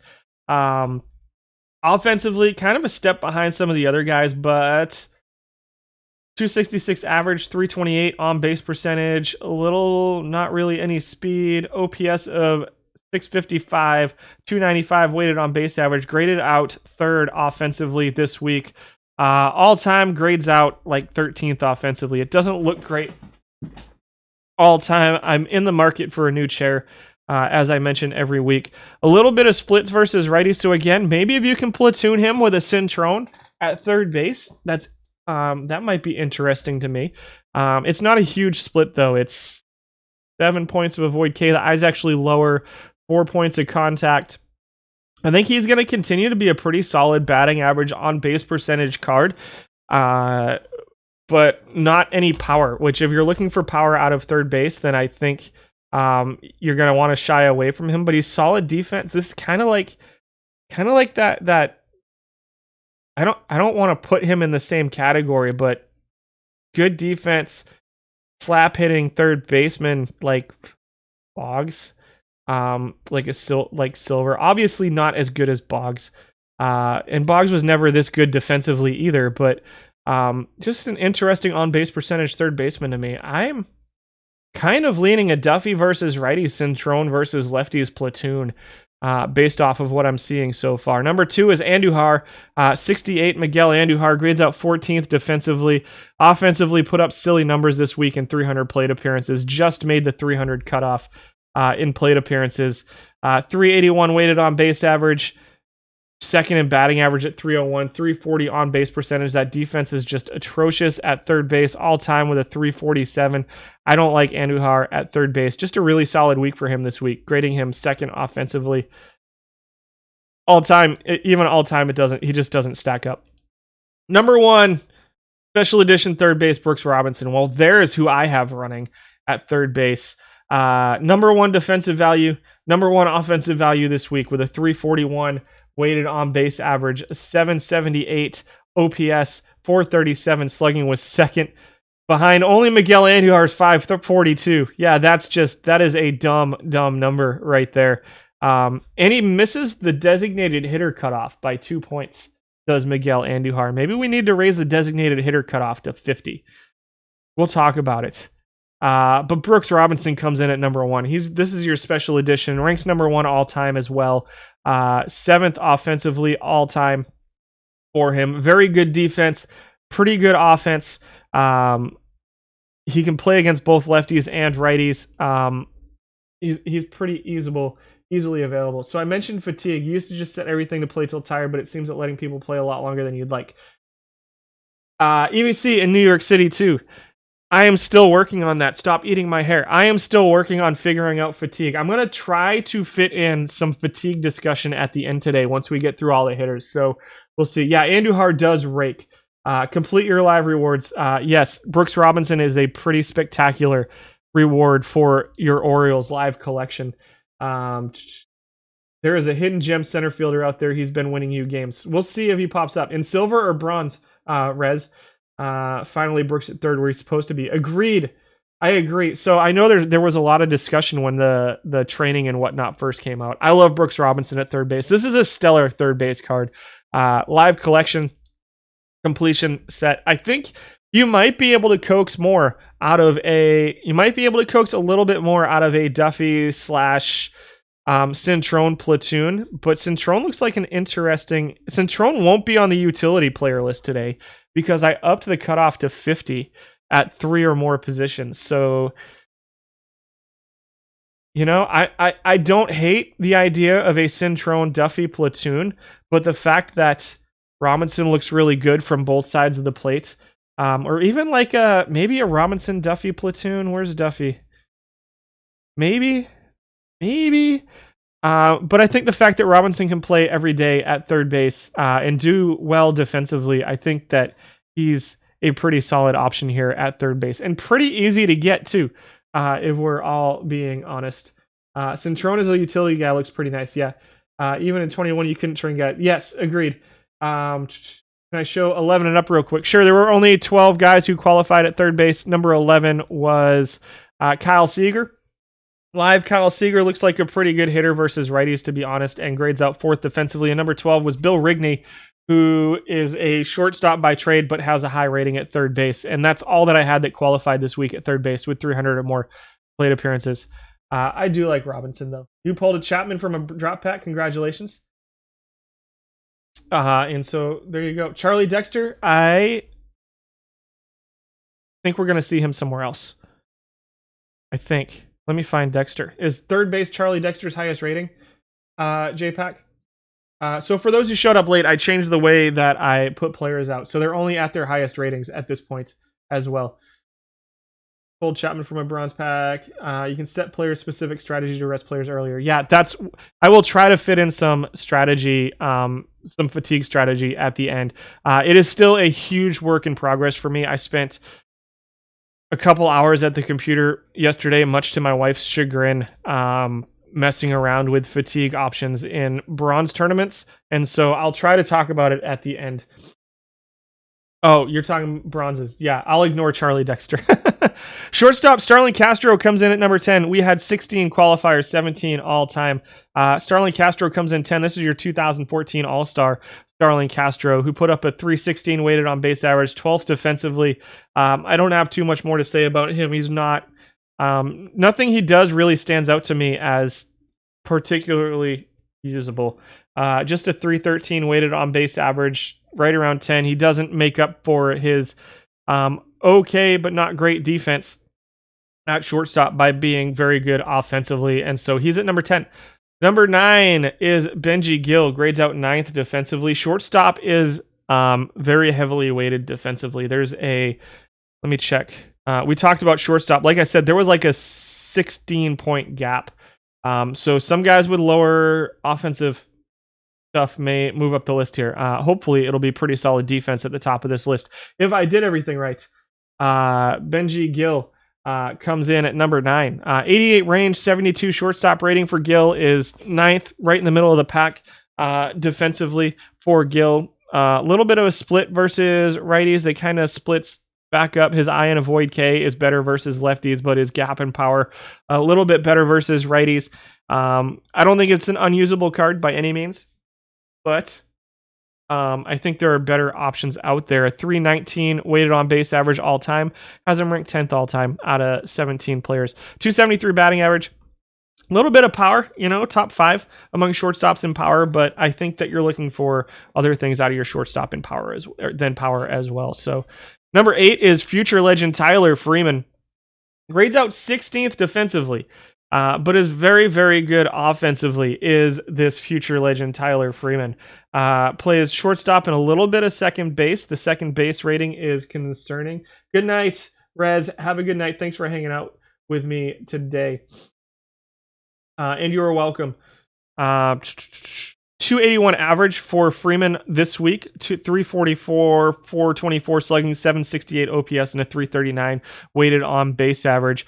Grades him second offensively all time among shortstops, though, with a 291, 355, 435 slugging, and a 790 OPS all time as a shortstop with a 348 weighted on base average. A little bit of power, top half, top 5 with a little bit of speed as well. If this is what the Indians get out of Tyler Freeman, they're going to probably be pretty happy with their new shortstop. So yeah, good offense. Defense lags a little bit behind some of the other guys. So 16th out of 17 defensively at shortstop. I know in bronze we didn't see a lot of shortstop defense, but the defense starts to show up here in silver. Number 7 is Nick Ahmed. Your most used, this is live. Nick Ahmed grades out 4th defensively, grades out 7th offensively this week. All time grades out 16th offensively, but still 4th defensively. Lots of points there for him based off of what we're seeing. So you can see Freeman at 24, and then Ahmed with a 31.66 defensive value. 239 average, 297 on base percentage, 365 slugging, 663 OPS, and 295 weighted on base average are all 10th or worse. Again, a little bit of power here, just over 10 home runs, a little bit of speed as well. But not the reason I'd put him in the lineup for any reason. All time he ranks number 5. Again, largely because of defense for Ahmed. How are all those top 4s only 8th in offense this week? What are we talking about here? Because and the reason is probably because somebody else does something better.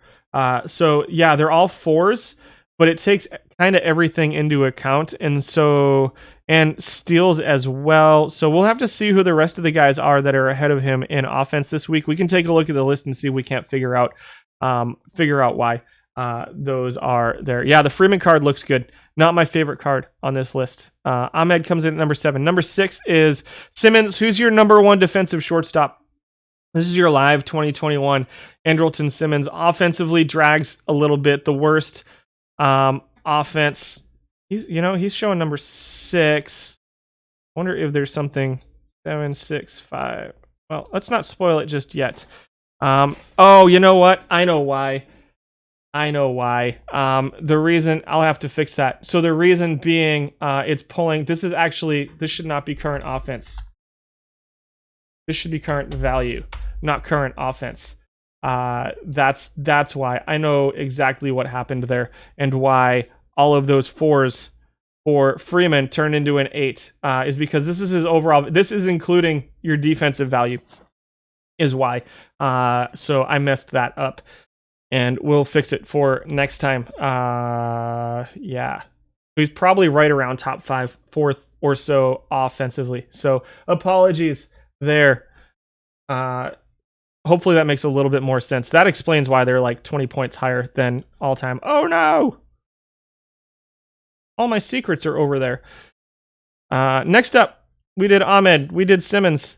Adalberto Mondesi comes in at number 5, live Mondesi. 6th defensively. Offensively, he ranks 4th all-time. 7th all-time offensively.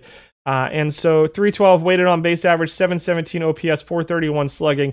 6th in defensive value with an 82 range, 84 arm, 73 double plays, 71 errors, 74 shortstop. So not unplayable at shortstop, but there is definitely a tier above Mondesi. You can see who was 5. We already saw the number 5 guy, didn't we? We did not yet. So they're going to be higher up the list, I think. There is definitely a tier above Mondesi at shortstop. And all time, you're seeing a 309 weighted on base average, 420 slugging, 709 OPS from him. Good base runner, though, is Mondesi. It's just the on-base percentage is a little bit low for a guy that gets a lot of his value out of base running as well. So it does have pretty decent power out of the shortstop position. I don't think this Mondesi card's unplayable if he's set up with the right team, which is nice because we're in silver now and we're talking live cards that are potentially playable. Number 4 is live Jose Iglesias, grades out 3rd defensively, 10th in weighted on base average, 10th in OPS, 8th in slugging, 11th in on base percentage, and 7th in batting average for him. So a little bit better offensively than Simmons, with similar though not quite as elite defense. So the arm is obviously a huge difference here. The range at 88 is exactly the same. The shortstop rating is just 3 points for Simmons. The turn double play is a good 14 points. Iglesias actually has a better error rating than Andrelton Simmons at shortstop as well, with a little bit better bat. He's 3rd most used and is a very good defensive shortstop. 305 weighted on base average, on base percentage over 300, which is still 15th out of 17. So still not a good bat, but had a pretty solid performance this week offensively for a guy with the glove that Iglesias has. Number 3, 1960 Hardware Heroes Dick Groat. So he's 13th defensively, but offensively is pretty spectacular for a shortstop. Again, we're looking at a range of 69, 61 arm, 84 double play, 65 error. So not great defensively for Dick Groat. Offensively versus lefties, potentially making up for that. 350 weighted on base average, 323 batting average all time. A 326 batting average and a 364 on base percentage all time is kind of crazy for a shortstop. A not very good shortstop. Just 700 plate appearances all time for Groat, though. I don't love it defensively. I think it's a pretty solid offensive card, but the fact that he only plays shortstop and doesn't provide much value outside of his on-base percentage and batting average makes me kind of lean away from him as a player on my team.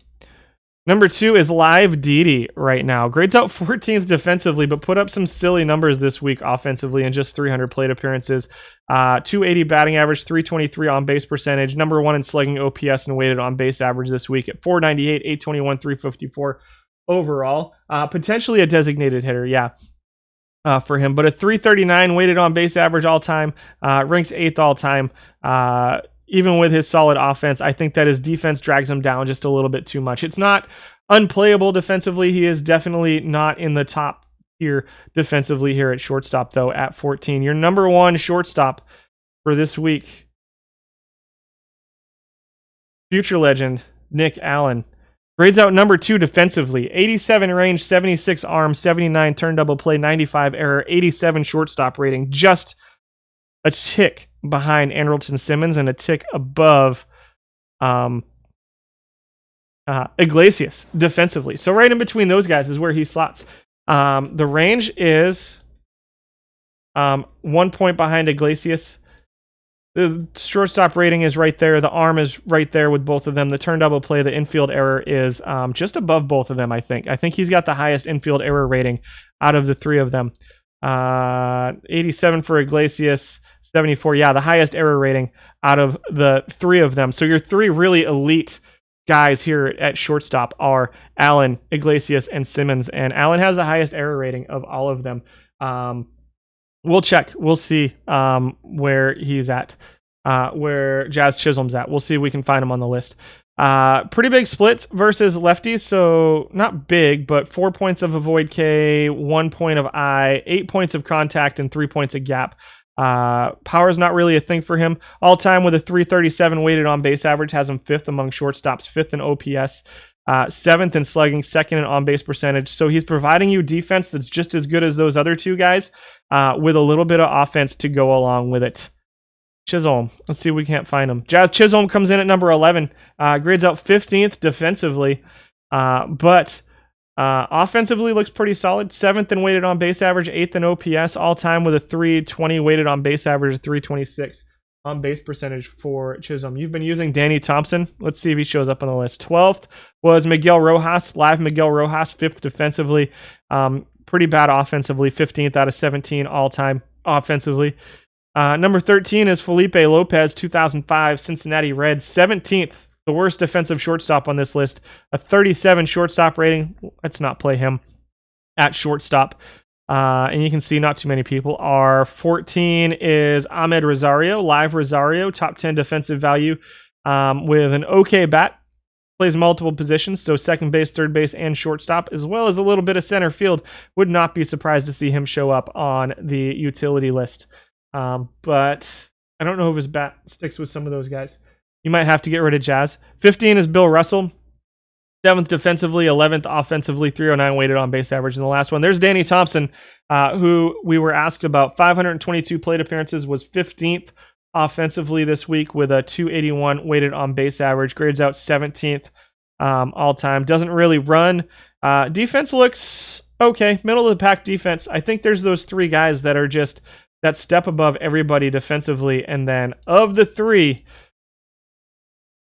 you're going to pay a premium for Nick Allen. I know I did. This is one that I bought. I like this card a lot. I think that if you can platoon a guy with him, but he plays both against lefties and righties, plays pretty good defense as well. I do like this Nick Allen card. I'm going to take a quick break. I'm going to go refresh my coffee and grab a drink. I'll be back in just a couple minutes. Thanks, guys, for hanging out with me today. And we'll be back with the outfielders and the pitchers and everybody else here momentarily. I got to pick the pace up, though. I got 2 hours and 10 minutes to get through the rest of this. So we're going to speed it up a little bit after the break.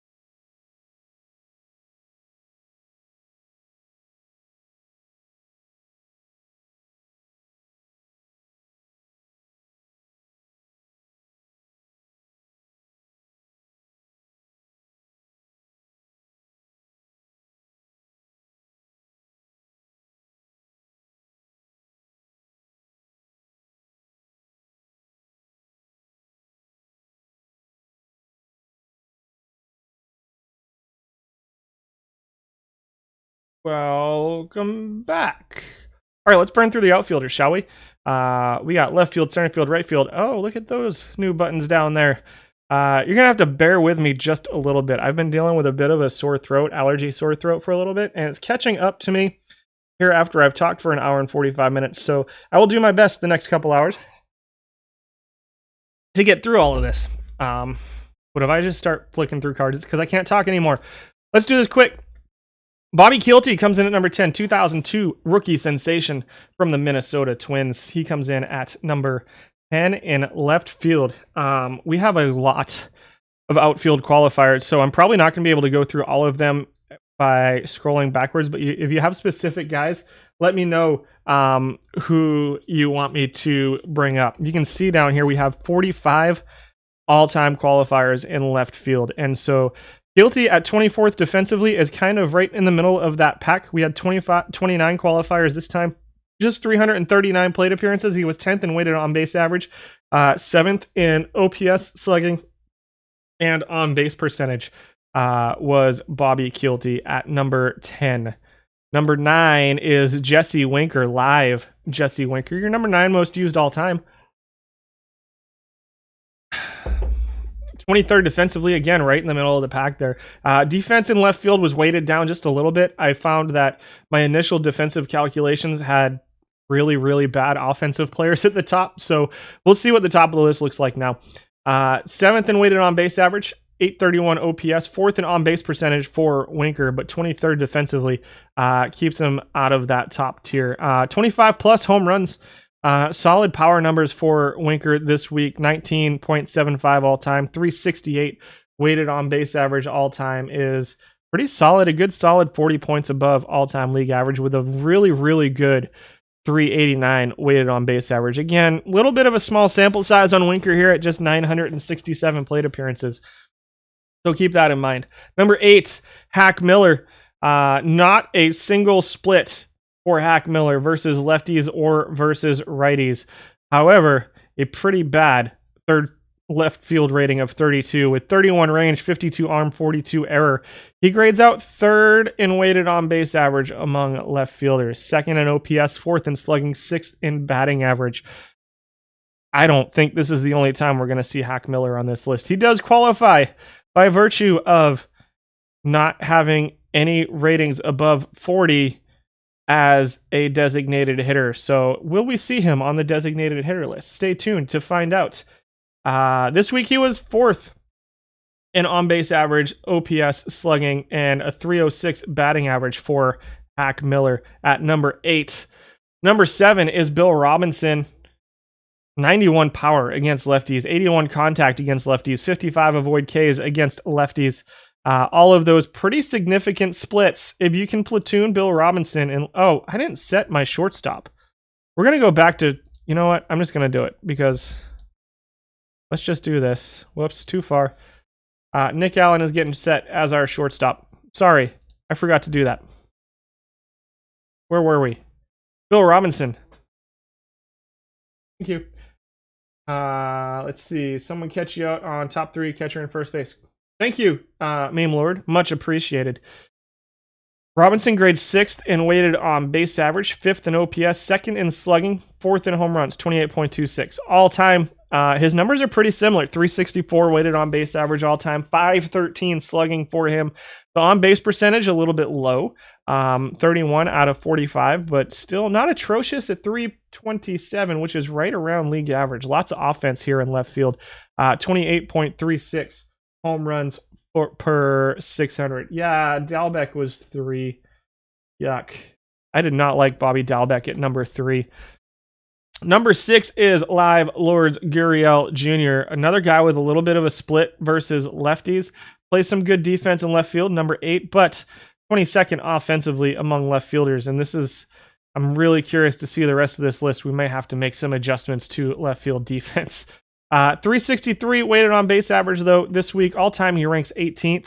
Over 814 plate appearances. This week, it was a 507 slugging, and 837 OPS, and a 363 weighted on base average. Yeah, revering probably should have been top 3. Number 5, Kurt Bleferi. I haven't seen this card yet, so bad defense. Does not qualify as a designated hitter, sadly. Maybe next week. Might have to make the DH cutoff 50 because 45 is really low. I don't know. I'll think about it.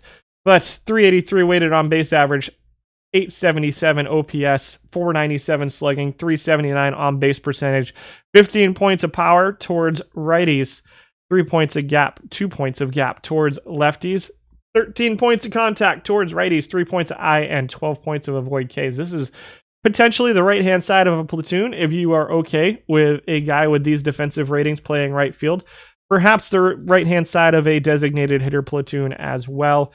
I think he'd probably still have a little bit of power and a pretty decent on-base percentage against lefties, but the batting average is going to be pretty low against lefties. I wouldn't be surprised if you could coax a 300 batting average out of him with a pure platoon against right-handed pitching. It's still not going to be as high as this, but it would not surprise me to see maybe not a 300, but it wouldn't surprise me to see a 290 plus batting average out of Bleferi against in a pure platoon. Is left field a position you feel like you can platoon? It kind of maybe. The defense in left field is bad. Really, as a designated hitter, it's hard for me to platoon a designated hitter, but I know there are some teams out there that do it. And I don't necessarily think they're wrong. Who just put Bleferi on the market? You've had a lot of success with him. It's a good looking solid card against right-handed pitching. And if you 35 out of 45th defensively in left field, it is definitely a position that you can eat defense a little bit at, right? So who knows?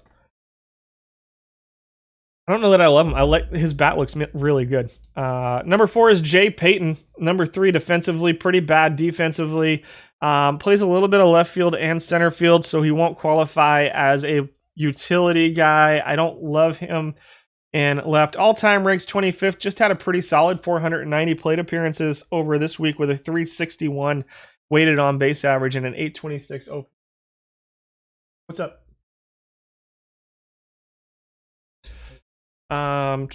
Fourth in batting average this week among left fielders with a 303. I'm going to guess whoever was playing him this week had him in a strict versus left platoon, because you can see those are huge numbers over his all-time numbers, which is a 328 weighted on base average, 283 batting average. I think this card doesn't look bad as a left-hand platoon in left field. Maybe if you like the defense against lefties, and you can get Jay Payton on base with Bleferi playing against righties and giving you bad defense the rest of the time. I don't hate this card. I know the numbers over here look really bad, and I don't like it much versus righties. But I think this is a card that could play a bit versus lefties and play pretty okay defense in left field as well. For Jay Payton, Bleferi uses 82 versus righties and increases his accuracy. Maybe. Who just put Number 3 is George Schuba. A little bit of a verse righty split here. 13 12 13 12 15 points for Schuba. Kind of decent numbers across the board here. It's a bat that can play a little bit.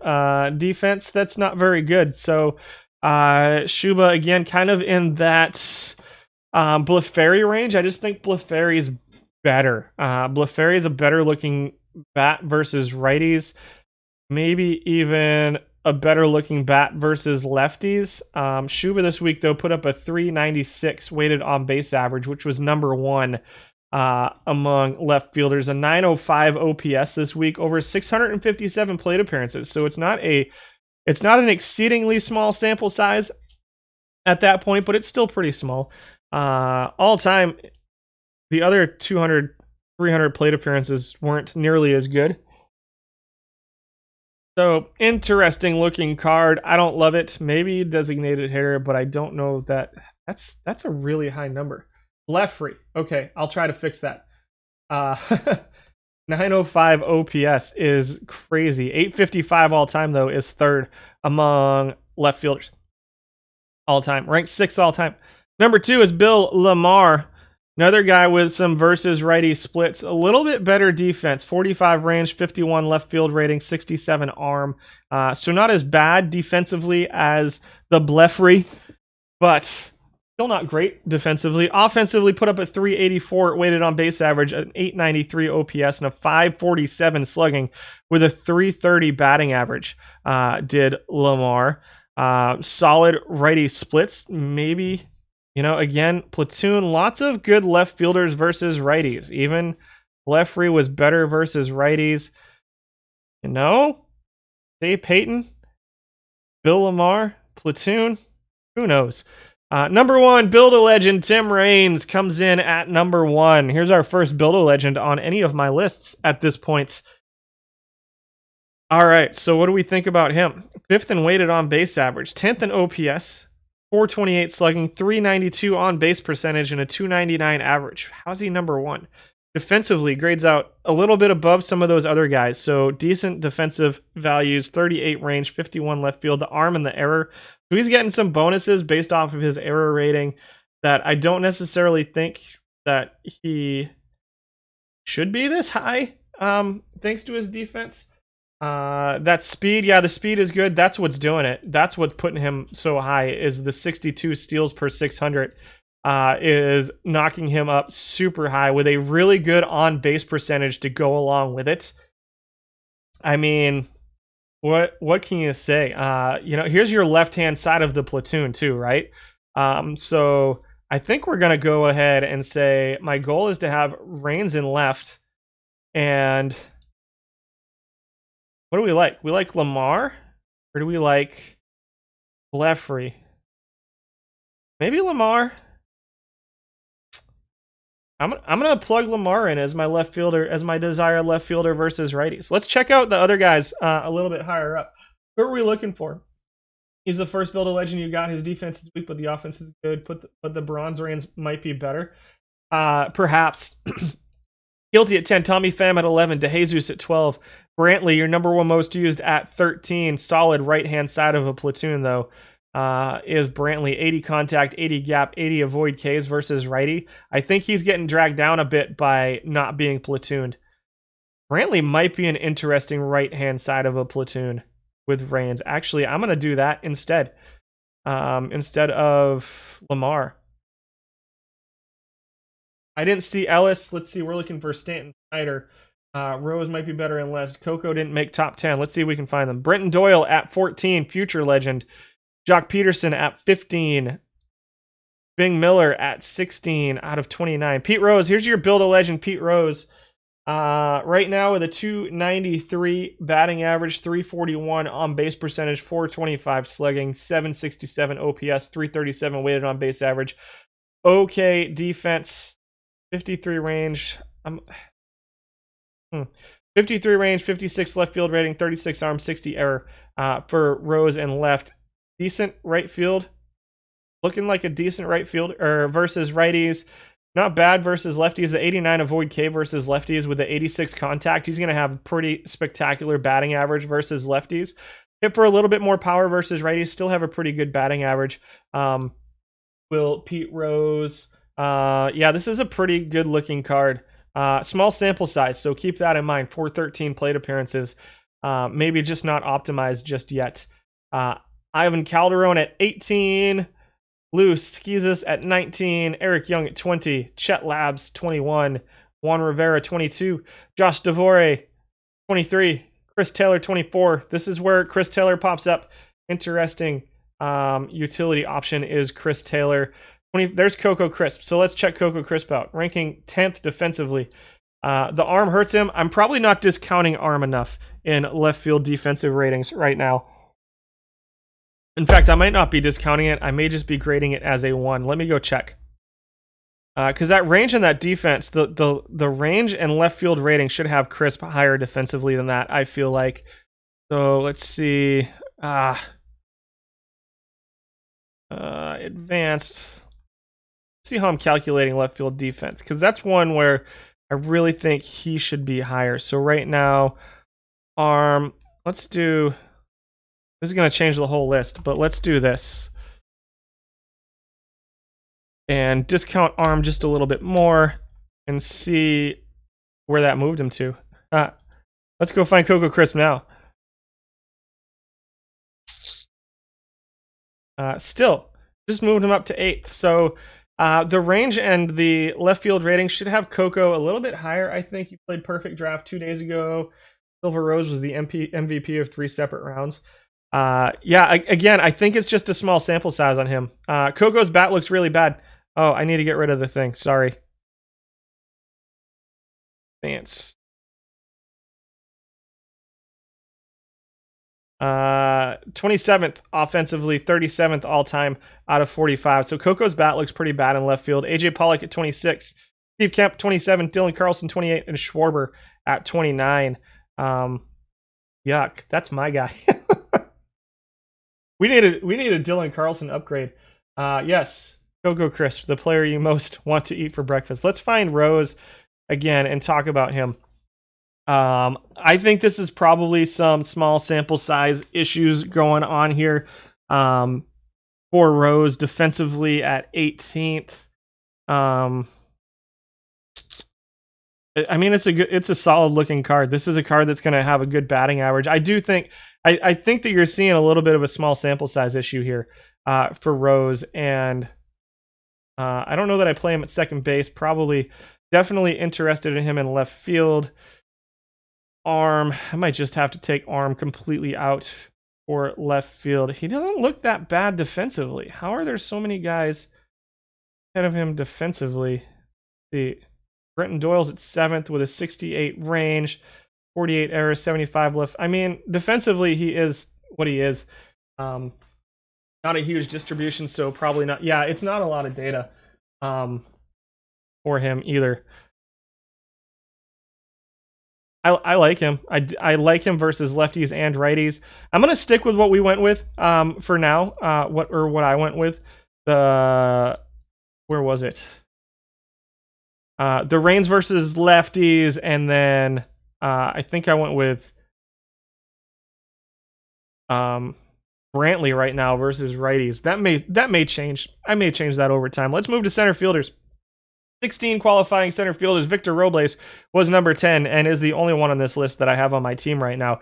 Number 5 defensively is Robles. Offensively, he's 13th out of 16 and weighted on base average, 14th out of 24 all time, with a 323 weighted on base average all time, 424 slugging, and 16 home runs per 600. Lower batting average, 264, right around league average, 18th in on base percentage as well for Robles at number 10. How's Biggio looking in center field? We'll take a look.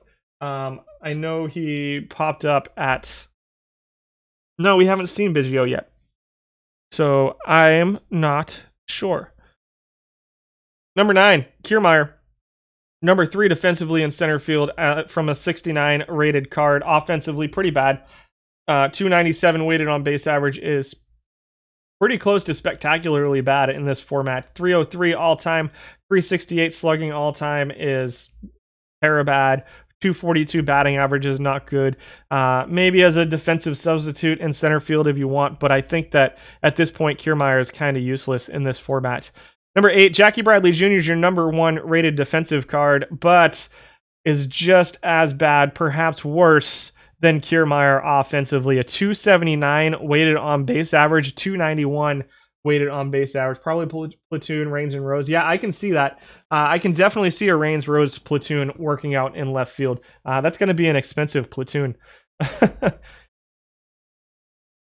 Just a bad offensive card. He'll hit home runs every now and then. But he's going to strike out more than any other left fielder or center fielder on the list. He's not going to walk that much. The on-base percentage is low. The batting average is low. The defense looks great. So if all you want out of your center fielder is defense, I think Jackie Bradley Jr. is probably not a bad choice, but you're not going to get any offense out of him at all. Fred Osborne comes in at number 7, 11th ranked defensive center fielder. 77 range, 31 arm, 67 error, 61 center field rating. Looks like he could be platoon versus righties. It's an interesting versus righties card to me. 70 contact, 70 gap, 58 power, 43 eye, 87 avoid Ks. That's a card that's going to get on base against right-handed pitching. Probably will get on base pretty well against left-handed pitching as well. The 59 contact, so the 59 batting average balls in play rating is a little bit low for my liking.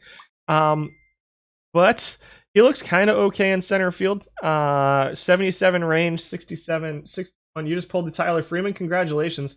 Silver outfield is pretty rough. There's not a ton here. Pulled them both in packs back-to-back days over the weekend. Oh, that's killer. That's spectacular. DA 186. Second in slugging for Osborne among center fielders. 8th in on-base percentage, 8th in average. All-time 17th in on-base percentage, 11th in batting average all-time. But again, I think if you can platoon him, I think he'll be okay in a platoon offensively. Again, I think that these ratings are a little bit low for him versus lefties here in silver. Your drop packs didn't reach your account yet. Hopefully you get something nice when you can open them. Yeah, hopefully you do. Mickey Rivers comes in at number 6. He is 9th defensively out of 24. Offensively, putting up a 328 average this week, 351 on base percentage, 435 slugging, 787 OPS, and a 345 weighted on base average. Not a spectacular defensive center fielder. So nobody's gonna confuse him with Jackie Bradley Jr. or even Victor Robles, but very, very good versus lefties. 89 contact, 79 gap, 105 avoid Ks versus lefties. Will not walk very much, but isn't going to strike out either. Everything is going to be in play. He's fast. He's got a pretty spectacular contact rating as well. 308 batting average. I think you can probably expect a 300 plus batting average with a little bit of speed out of Mickey Rivers. Middle of the pack defensive center fielder. And I think I'm still trying to figure out just how much I want to rate defense when I'm putting my teams together right now. Obviously, I still consider center field and shortstop as the most important defensive position, and catcher right up there. Maybe even more so now at catcher than before. But you're still a little salty about cross training. But you can never do it in tournaments anyway. If you could train him in right field, then he would be pretty spectacular in right field. I think that it's a little bit harder now because there is more offense down here in these lower level tournaments, that it's a little bit more difficult for me to say, hey, in center field, just pick the best defensive center fielder and go with it. At shortstop, just pick the best defensive shortstop and go with it. I don't necessarily think that's the case anymore, and I think that makes a guy like Mickey Rivers a little bit more valuable to me, even though he's definitely not the number one center fielder, the number one defensive center fielder. I don't think he's unplayable out there, even with a 68 range and a 48 rating. But it's still a little bit scary to me to play him in center field. Maybe as a designated hitter, though, right? He's not going to be on the DH list, but this versus lefties looks pretty spectacular to me for Mickey Rivers. So we'll move on to number 5, who is Ken Berry, who's your number 2 defensive center fielder. 96 range, 95 center field rating, 59 arm, 54 error. 292 average this week, 325 on base percentage all time. That's a little bit higher than his normal, than his all time stuff, but a 279, 317. Both of those are, the 279 is above league average. The slugging at 379 is a little below league average. And the weighted, so a little bit below league average offensively, but pretty good defense here too. There's more packs available in bronze tourneys. You're pausing. Enjoy. Yeah, I will not move for 10 minutes. I'm just kidding. They're gone now, so we can continue.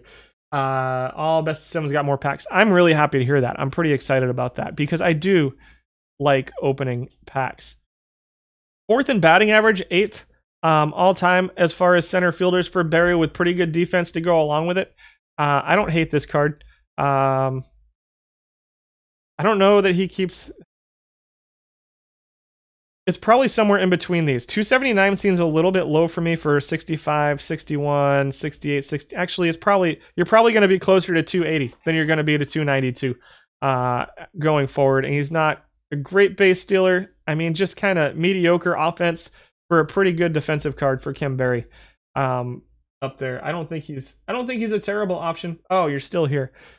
Number 4 is Mitch Webster, grades out number 6 defensively and looks pretty okay offensively. 43 points of offensive value here all time. Looks like 44 or so over this period. 287 average, 343 on base percentage, both of which are pretty good. 404 slugging is right around league average. Good doubles hitter, good on base hitter, good, decent on base skills with some speed to go along with it. I like the looks of this card. 74 avoid Ks with 97 gap, 71 contact versus lefties. 60-60 with 78. I'm probably going to want to platoon him against lefties if you can. I think this is a card that will do a pretty good job of raking against lefties while playing pretty good center field defense for you as well for Mitch Webster. I'm going to pencil him in as my center fielder versus lefties. We'll see what else the rest of the list looks like. Number 3 is Dwight Smith. Not good defensively, but plays multiple positions. But since we moved multiple positions, utility up to 50 is not going to show up on the utility list today. With just a 45 left field, 49 right field, we may have to put that back down to 40. Decent right-hand split, 71, 73, 70, 56. Not as good versus lefties. You got 12 points of contact versus righties, a little bit of gap, 7 points of power, and 11 points of avoid Ks versus righties. A little bit of speed. I think there are worse options out there than Dwight Smith. He ranks number 1 all time. Offensively, I don't love him defensively. I might consider playing him as a left fielder instead of as a center fielder. The reason he's here on this list is because center field is his highest rating. This looks like an interesting left field card to me, though. I think that I would actually prefer playing him in left field to playing him in center field. And sadly, that's going to mess up all of my numbers. So I'm going to have to figure that out. But Dwight Smith in center field, interesting. Left field. I think I like him in left field. I'll consider it.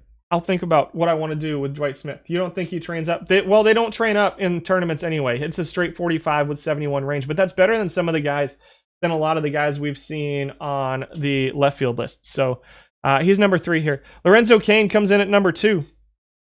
I don't think that sticks. He ranks number 3 all time. 87 range, 49 arm, 76 error, 81 center field rating, has him 4th defensively among center fielders. Offensively, he looks kind of okay. 273 average, 337 on base percentage, 391 slugging, 323 weighted on base average. So a top 10, better bat than the other 2 defensive guys. I still think that Webster is the guy that I like, at least versus lefties. He's definitely got a versus lefty split going on here. Highest rating, but probably a right fielder. Maybe we should be organizing players based on delta from my tolerable defense. Minimum 30 for third base, 60 for second base, not 50 for center field. Perhaps. Again, it's a little bit of a work in progress, so I'll consider that. Jerry Kohler going forward. Number 1 in center field is Harry Bay. Decent range. 57 center field rating, 69 error. He grades out 14th defensively out of 24, so kind of the halfway point. Very good speed. Number 1 in speed among left fielders. I think he's going to hit against righties. I'm going to give Harry Bay a try as the right-hand side of my platoon. Number 1 in average, number 2 in on-base percentage, decent enough defense in center field. I'm going to call him my versus righties center fielder for Harry Bay. Any data on Hugh Duffy? I don't love him defensively, so if you're really looking defense, Bay is not really the guy you want to go for. I am going to start trying to get a little bit more offense out of these teams, though. Let's see if we can find Hugh Duffy. Damari at 11. Thomas at 12. George Thomas, 1964 snapshot. Freddie Leach at 13. Albert Almora, live Albert Almora, your 7th best defensive center fielder, grades out at 14th overall. Ketel Marte at 15 and Aaron Hicks at 16. Let's see what we have on Hugh Duffy. Batting stats. Danny Duffy. Duffy Lewis. Matt Duffy. Hugh Duffy. I have 346 plate appearances for him. 1.91 WAR, 270 average, 327 on base percentage, 406 slugging, 322. That is weighted on base average. Mid-teens home steals and just under 10 home runs per 600. Defensively, let's see if we can find him on the center field list. Duffy was here, 17.9, which puts him middle of the pack defensively, pretty low. Probably let's do this. Let's go sort by descending by. Nope, because it's not in there. Okay, so it's the problem is that this is outside of the pivot table.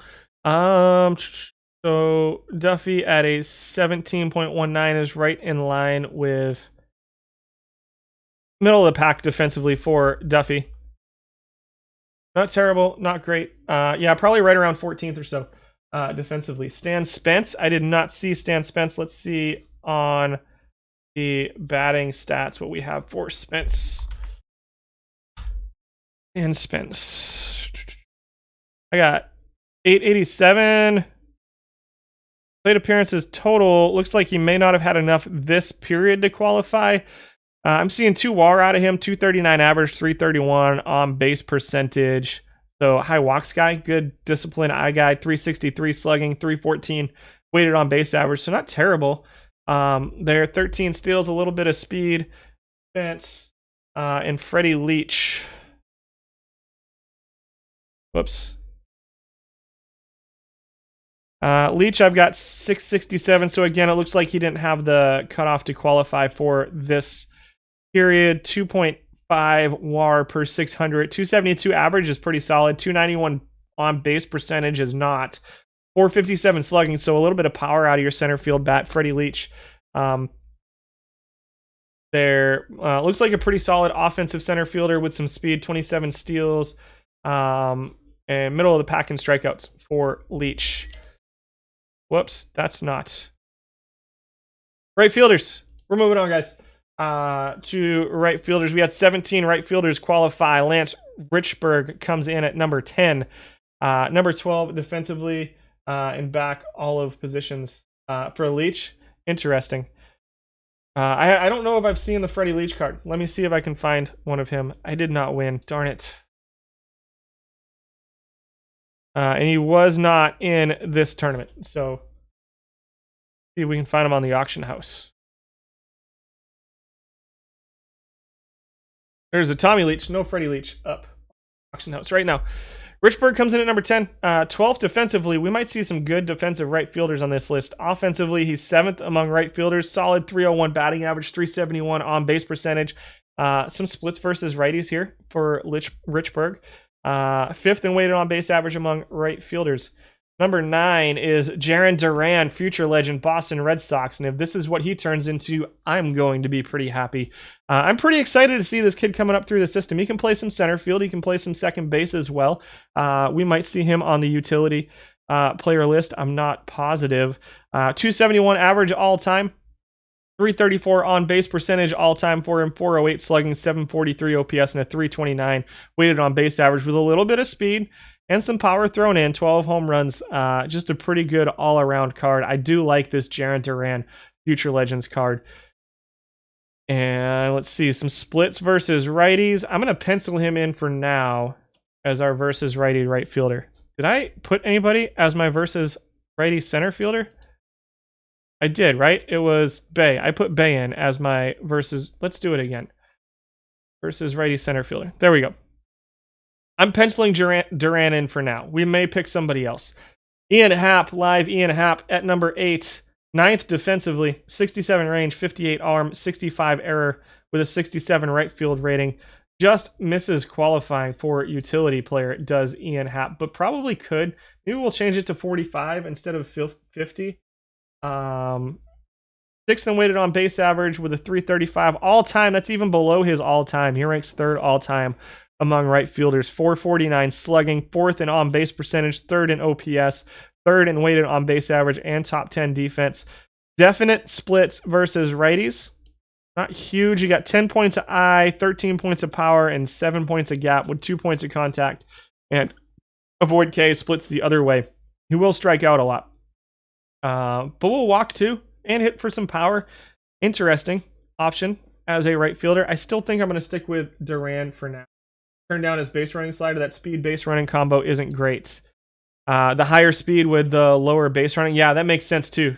He could probably get himself into some trouble there. Number 7 is Cliff Heathcote. I think I just changed my mind and we're going to go with, well, he doesn't look great, does he?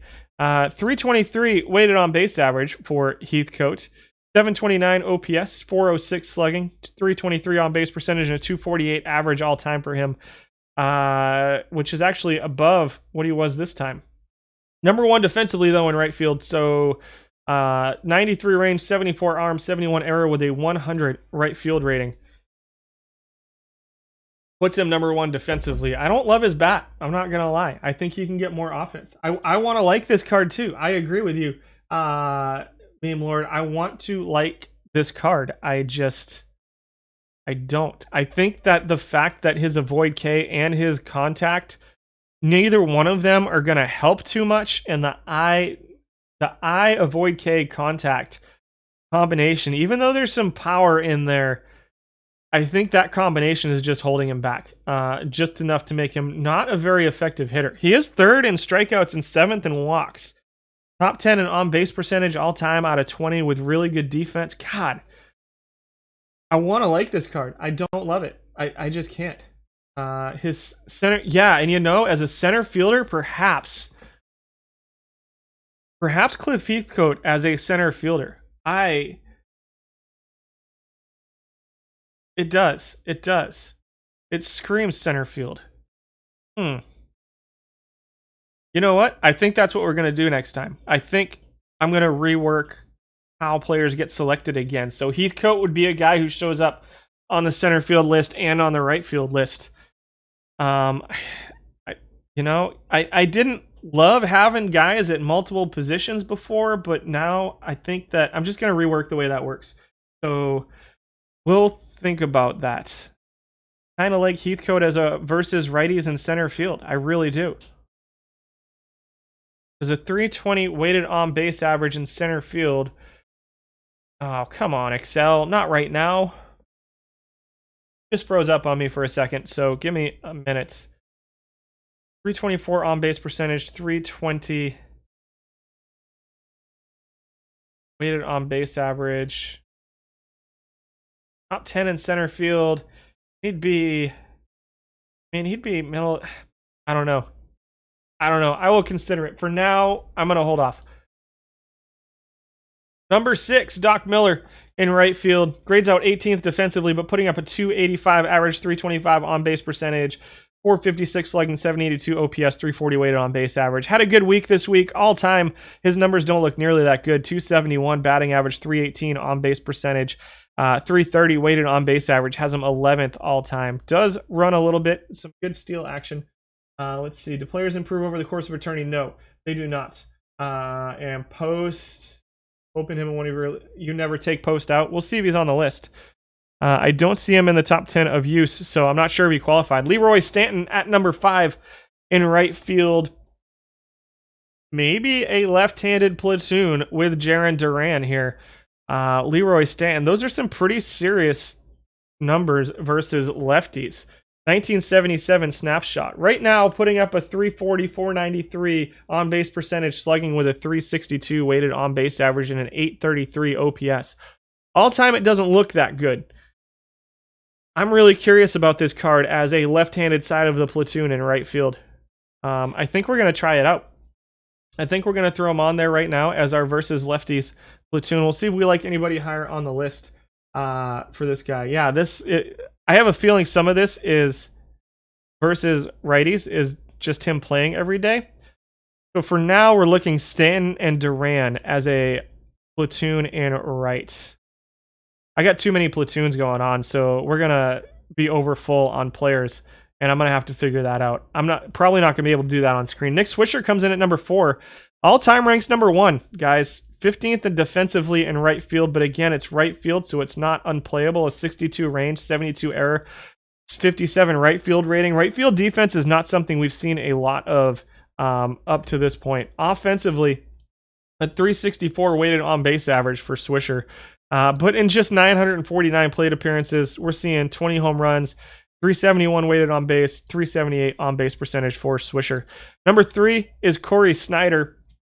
7th defensively, putting up a 335 weighted on base average of 462 slugging. Number 2 in home runs. I actually think we might swap to Corey Snyder as our right-hand platoon. Let's compare him with Stanton. 96 power, 70. God, that is really difficult to say no to. 97 power. The home runs are going to be there. That's tough. That's a tough choice. I'm still leaning Stanton. I really want to give Stanton a try. Ducky Holmes comes in. Wow. Ducky Holmes comes in at number 2. Good speed, good range, good right field rating for Ducky. Yeah, it's tough. I really think overall Stanton looks a little bit better. Ducky Holmes comes in at number 2, and I think might take over as our versus righties portion of our right-handed platoon. 81 avoid Ks, 79 gap, 69 contact with 65 power, 57 eye, decent speed and base running, decent steal ability. Number 1 in stolen bases. I'm sorry, Darren, you're out. I'm going with Ducky Holmes as the right-hand side of my platoon. The avoid Ks looks good. Yeah, I like this card. He could play versus lefties too if we decide not to go for a platoon here. For Ducky Holmes, 337 on base percentage, 271 batting average all time, 61 steals, gives him some value defensively. Rating out 14th in right field. His arm is a little bit low for right field. We'll see. Number 1 is Jackie Jansen, 1957 snapshot from Boston. 57 range, 68 arm, 57 right field. Puts him 17th, so not great defensively. Offensively, 364 weighted on base average, 464 slugging, 24 or so home runs, solid 363 on base percentage, super small sample size of 631 plate appearances. Not a bad looking versus left platoon here either. Not as much power as the other two, as Snyder or as Stanton, but the numbers are a little bit more. I think I'm gonna stick with Stanton for now. We're gonna try to fit a Stanton and Holmes platoon in right field. Let's check the other right fielders that didn't make the cutoff. There were 7 of them. Whit Merrifield at 11. Alex Verdugo live at number 12. Number 3 defensively. Teoscar Hernandez at number 13 live. 13 defensively. Decent offense, some power for Hernandez. This is a card that in the competitor game raked for me last season. Pete Fox snapshot at number 14. He's my right fielder right now. Need to move on from him. If you can platoon him, he doesn't look too bad. 85 avoid Ks with 84 contact. Bad defensively, terrible defensively. Right fielder for Pete Fox. Matt Flack at number 15. Looks like an interesting versus righties platoon as well, does Max Flack. I'm surprised to see numbers this bad for him. Interesting. Just doesn't quite hold up, I guess. Number 16 was Trent Grisham, live Trent Grisham, and 17 was Kepler. You love Whit Merrifield's utility? We just went past him, right? Yeah, I agree. I think that the fact that he plays first, second, left, center, and right, it makes him pretty useful. Where was Heathcote? He was like number 7? 7 was Heathcote.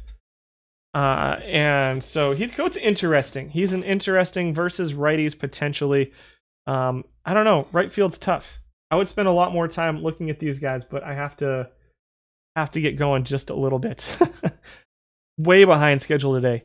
Designated hitters, we had 6 guys qualify that have. So designated hitters, I talked a little bit about it at the top. Right now, it's anybody who does not have a single defensive position above 40. If they have a position above 40, then they do not qualify for the designated hitter list. So Steve Kemp at number 6. It's all offense, right? So defense should not be taken into account here. And yeah, it doesn't look like it was, because it's a different sheet. So he comes in at number 6. On base percentage, second, but not a ton of power here. 367 slugging is still above, or is pretty far below league average. 729 OPS, 331 weighted on base average for Kemp all time. A 402 slugging all time. That's a huge difference there. 359 weighted on base average for him all time too. Number 5, Alec Baum comes in at number 5 for designated hitters. 16 home runs, 349 weighted on base average for him. 431 slugging, and 357 on base percentage. I'm hoping that, Ohtani's down here. It doesn't look like Ohtani had enough plate appearances to qualify this time. We might have to change the plate appearances for this. Up next is Josh Devore. Solid versus righties. 52 avoid K, 65 contact. A little bit of power there, some speed. Number 3 on this list in steals per 600. all time. We had 15 qualify all time, but just 6 this time. He ranks 4th all time, or this time. 23 home runs, 377 slugging, solid home runs, solid steals to go along with it for Devore. Number 3, Harry Lord. Number 3, potential right-handed, huge right-handed splits here for Harry Lord. We talked about him a little bit at third base. Kind of unplayable at third base. Doesn't give you a ton of power and really kind of has to be platooned. So I don't love him as a DH either. Next up is Felipe Lopez. Interesting. Speed, 78, 85 steals, 92 base running. You can ignore this. There's no calculations here. 68 versus, right? 57 power, 52 avoid Ks. I think we're going to up it to 50 or below for next time. I don't love any of these bats. And I think we could get some better bats in here as designated hitters. Number 1 is Hack Miller. 26 home runs, positive steals, but nothing. 309 average, 353 on base percentage, 509 slugging, 863 OPS, 375 weighted on base average. Let's check Ohtani and see what he looks like. I know you grew up in Chino. DH just be highest offensive values and not blue players because they're okay at defense. Agreed, but I didn't want to have a whole list of guys that we'd already seen, so maybe that's something that I would do going forward. Ohtani numbers should jump on the live update, only 71 now, so he will still be silver. Let's check him out and see what we've got for Ohtani. And again, this is brand new today, so it's still, again, a work in progress and something that I will consider changing going forward. So, I've got 0.68 WAR, 242 average, 315 on base percentage, 401 slugging, 318 weighted on base average. Not super high for Ohtani. Gives you a little bit of base running. What's this? Home runs, 22 home runs too. So Ohtani looks perfectly capable of being a designated hitter. Utility guys. Guys who have 3 or more 50 plus position. 1050. Hold on a second. Give me one moment. Options. Advanced. Formulas. Did it not copy through all of them? It did. Interesting. Oh, I know what happened. It's because I didn't redo everything. So for today, it's going to be 40 or better for utility players. What's his pitching stats too? I am not positive off the top of my head. What did you decide in left field again? Left field, I went with... Let me check. I went with Brantley against righties and Build a Legend Tim Raines against lefties is what I went with in left field. And Brantley was, I'm not positive that's what I'm going to stick with. I have not decided if Brantley is what I'm going to stick with in left field. The utility players for today are going to be 40 and above instead of 50. Next time it'll be 50 and above. Or maybe it'll stay 40 and above. George Thomas comes in at number 10. This is purely based off of offensive stats as well. Defense is not calculated into these. So George Thomas at number 10 with a 331 weighted on base average, OPS of 7th, slugging of 7th. And home runs just under 20. He comes in at number 10. Number 9 is David DeJesus. 333 weighted on base average this time, 338 on base percentage. Hold on, let me get rid of that so that we can see the rest of the screen. There we go. 26 qualifiers as utility players. 45 and above, split the difference, perhaps. Number 8 is Jarren Duran. Solid, I like it. Interesting utility option for Duran. Can play some center field, some second base as well. I think we took him off of our versus righties list for right field as well. Number 7 is Ian Happ. Number 6, we talked about him definitely versus righty splits. Number 6 is Brenton Doyle, who plays left field, center field, right field. Lots of outfielders here. There's a lot of offense in the outfield this year. Bing Miller somehow manages to come in left field, first base, right field, just over 40 in each of those. 465 slugging, number 2 in batting average at 303. All time, the numbers don't look as good, but still pretty solid. 331 weighted on base average. 286 batting average, 452 slugging for Bing Miller. I know I'm burning through these very quickly right now. John Wathan, your number 12 first baseman, comes in with 40 catcher rating, 59 first base, 50 left field, 45 right field rating for Wathan, multiple positions, 51 outfield range. Not unplayable. Solid versus lefties, maybe as a versus lefties utility guy or something. Putting up 368 on base percentage, 291 batting average, 342 weighted on base average with some speed to go along with it for Wathan. Number 3, Bobby Kielty. At number 3, I'm going to open a soda real quick, guys. Apologies.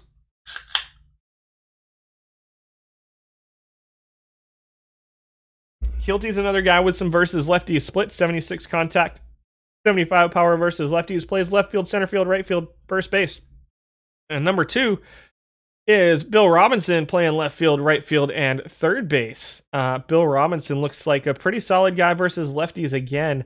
285 batting average, 513 slugging is number 1 out of the guys on this list. 364 weighted on base average is 5th, and 3rd in home runs among the guys on this list. Bill Robinson comes in at number 2, and at number 1, Dwight Smith. Interesting. Dwight Smith as your utility outfielder, 45 left field, 50 center field, 49 right field rating for Dwight Smith, who would make it, and we went by 45 or above. There wasn't a single infielder on this list. That's silly.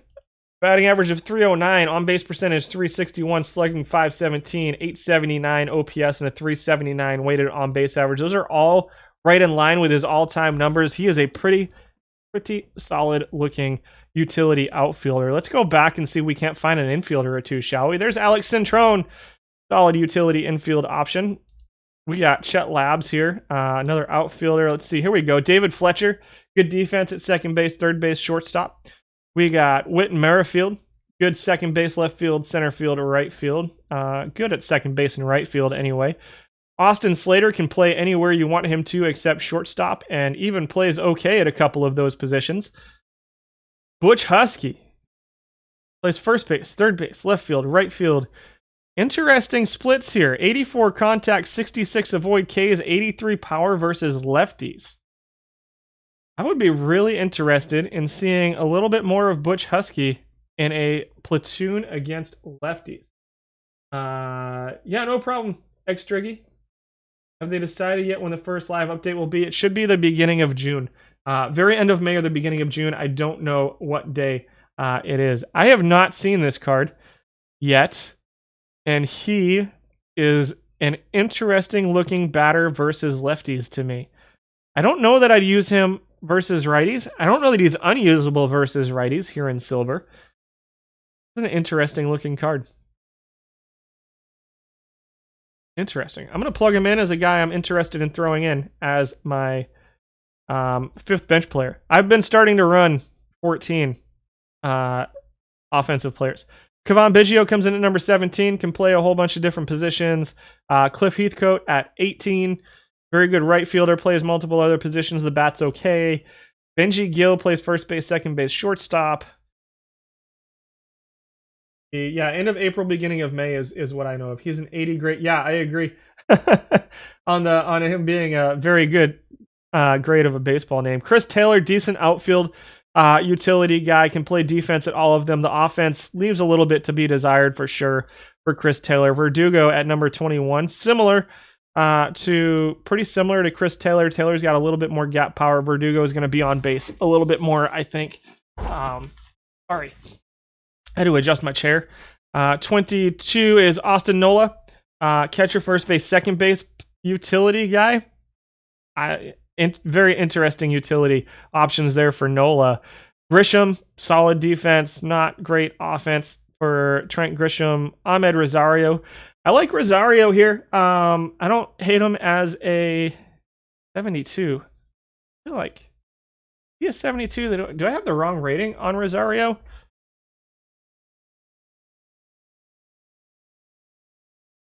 No, he's a 72. Okay. I just wanted to make sure that I didn't have the wrong rating. I for some reason, I thought Rosario was a bronze. 25 is Joel Youngblood. Second base, third base, left field, right field options. A little bit of a verse righty split. And last is Bill Rigney. Second base, third base, shortstop. options for Rigney. 147. Are we ready for pitchers? What do we have over here? Once a month.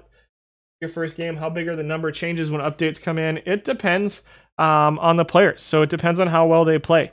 And so, for instance, I would not be surprised to see if JD Martinez keeps hitting the way he is. I would not be surprised to see him get a pretty significant bump. He's currently a silver, I believe. Yeah, he's currently a silver. If he keeps hitting the way he is, I wouldn't be surprised to see him bump to gold over this. We got some packs from a tournament, it looks like, and our packs have come in over here too. So we'll see what we get out of those packs. We got a few packs to open today, not a ton. And so those are your utility guys. But it really depends. And it also depends on how long the guys have been playing for too. So like guys that have a long track record won't move necessarily as much as guys who just came up this season. So like your I don't know off the top of my head who would pack rip before break before pitchers. Is that what you guys want? You want me to break packs before pitchers? That's up to you guys. Check my lineup builder. I have Brantley. I have Nick Allen. Who is that? Does not. Oh, you know what that is? That's because I'm gonna have to adjust these because it's looking for him on the third base sheet. Whoever that was. I don't remember who it was that we plugged in at third base. 24858. You guys remember? 24858. Does not exist. It exists. He's in my collection. Let's go here. Collection. 5848. Nope, that's not true. I pressed the wrong number is what happened. For whoever I picked for my third baseman is what happened there. That should not be. That's weird. Something weird's going on there. Lineup builder. What is it? 24858. That's why. 24858. 858. Ugh. Shireen. That's not right. I didn't pick a third baseman, is what happened. I did not pick a third baseman out of here, so it's still looking at my bronze third baseman. Who do we decide at third base? We decided on Brooks. That's right. That's why. I figured he was already there. It was Brooks Robinson at third base. You want pitchers first? Yeah, it was Brooks. Pitchers first. Pitchers first. Got it. Moving on to pitchers. Starting pitchers, we had 64 currently qualified and 72 qualify all time. Your pitcher may not be on this list, guys. Tim Hudson does not have enough innings to qualify all time. He is a build-a-legend who just showed up recently, 40 innings away from qualifying all time. Looking pretty solid, 365 earned run average, 57th in strikeouts out of 64, 22nd in home runs, good home run suppression, good walk suppression as well for Tim Hudson. He grades out at 15 over this period. Definitely a little bit of a split here. Good movement against righties. We'll see what he does going forward. Number 14 is Lloyd Brown. Low stuff, high movement, low control. Very good home run suppression. 11th in earned run average. 29th in FIP, though. So the FIP is a little bit scary. The walks are pretty high. 50th in strikeouts, so he's not getting help from his strikeouts. All-time ranks number 10, 4th in earned run average, and 17th in FIP all-time for Lloyd Brown. Interesting. 3-pitch combination, 78% start percentage, 87 over here. Interesting. Number 13 is live, Jake Odorizzi. Really? 369 FIP this week with a 449 earned run average. Somehow 18th in home run suppression this week, even with a 45 movement. It's got 7 pitches for Jake Odorizzi. Is that real?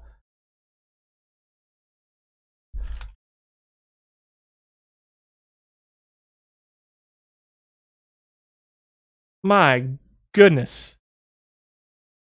How does he get good at throwing any of those pitches?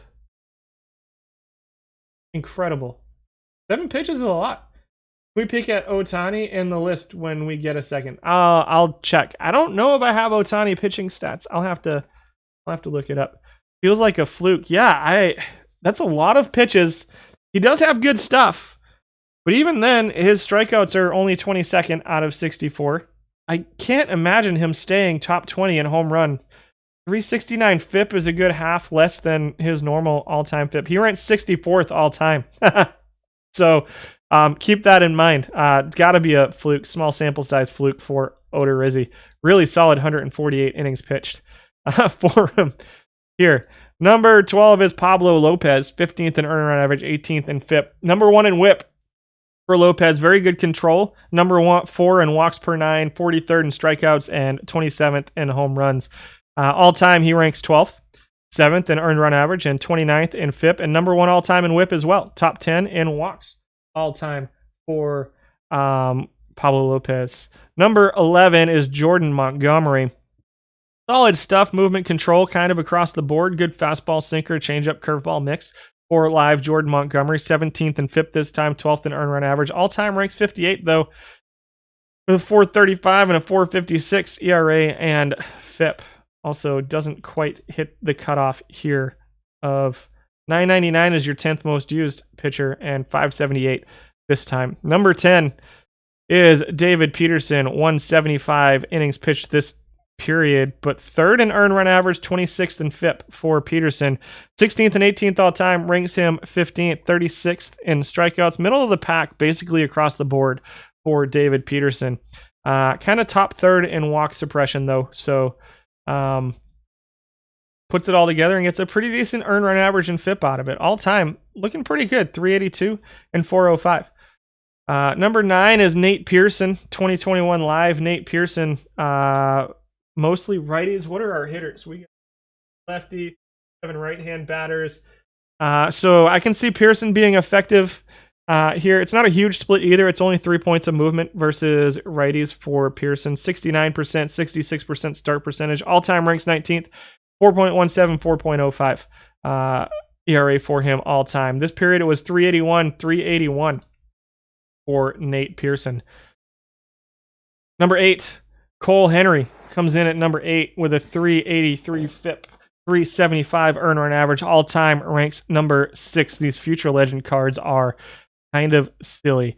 86 stuff, 56 movement, 84 control, 82, 53, 83 versus righties and lefties. Good fastball, changeup, curveball, slider mix for Henry.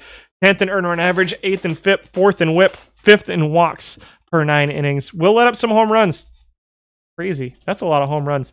But will also strike a lot of people out. There's not going to be anybody on base when he lets up his home runs. Just over 1 home run per 9 innings, which last year that would have been unfathomable in silver. Number 7 is Tony Gonzalez. Good stuff. Pretty good movement. Pretty good control for Gonzalez. 81, 78, 73, 61 for his ratings. All-time ranked 16th. This period it was a 361 earned run average and a 393 FIP. The WHIP is not good, but the home run suppression is okay. 0.77 has him right around the top 3rd. Strikeouts are okay, right around the top 3rd. Walks are okay. Outpitching his numbers just a little bit, I think. All-time ranked 16th. This time he was number 7. Number 6, Jackie Brown. Fastball, changeup, curveball. Jackie Brown ranks 23rd all-time. This time it was a 335 earned run average and a 406 FIP. Which puts him 20th in FIP. But 4th in earned run average is pretty solid. Somebody's got good defense behind Jackie Brown. 32nd in strikeouts, 20th in home runs, and 39th in walks per 9. You have Dodgers pitching staff so deep. Yeah. Number 5 is Don Gross. For real? Over 113 innings pitched. Small sample size alert. Don Gross dropped a 371 FIP and a 383 earned run average. 25th in WHIP. 13th in walks per 9, 21st in home runs per 9, and 27th in strikeouts per 9. 53% start percentage, so keep that in mind. Number 1 in FIP all time in silver. This card is a beast. Goodness gracious. 374 earned run average. I haven't even thought about using him in this format. Crazy. 13th in WHIP, 19th in strikeouts, which is, you know, top third in home runs, top third. He's top 10. No way. No way. Small sample size, right? 245 innings pitched. It's got to be small sample size. Yes, fine, Don Gross. We're setting you to our number 5 starting pitcher. Some of those bronze pictures are good. Loogie and the pen or bench, in your opinion? Yeah, he's going to be filthy against lefties. I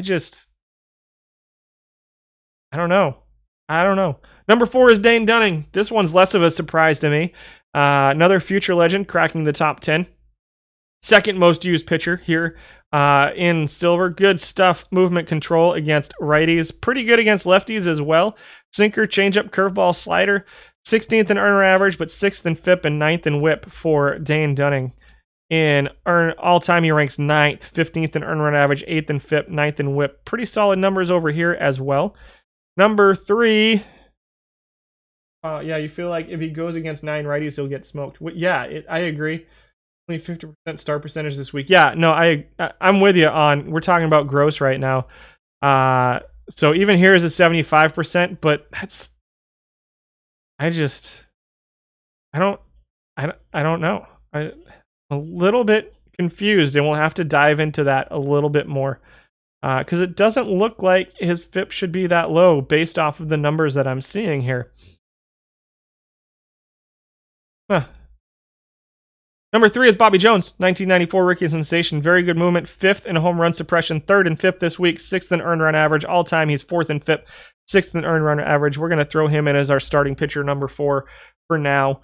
Actually, we're going to just go ahead and plug Dane Dunning in as number 1. Bobby Jones, 80 movement. Very good movement. Pretty good control. The stuff's a little bit lower. 51st in strikeouts per 9 this period. 62nd overall. So not a ton of strikeouts, but the walk suppression is pretty okay, and the home runs per 9 is pretty good too for Bobby Jones. Number 2, skip. Freddie Peralta strikes a lot of guys out. Really? Hold on a second.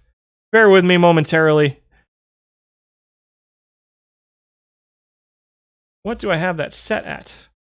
Is my question, because I thought I fixed strikeouts. Every time I make a change here with the pitchers, it gets dumber and dumber. I do not like him there. We might have to redo the whole pitcher list here in a second. Strikeouts are under X.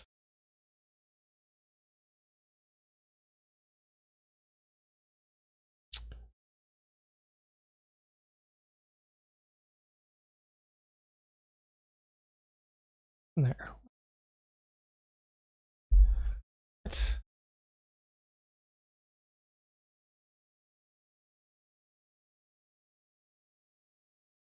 Oh, you know what? A9. Something's amiss on my pitcher list this week, because that's not who should be there. Off by 1. Trying to. Bear with me for just a minute. Something is amiss on my sheet this week. Should be, look up, maybe to current pitcher. Couldn't be. Doesn't make any sense. Then this is, look up, Y2. Starting pitcher ratings. Y2, A to B.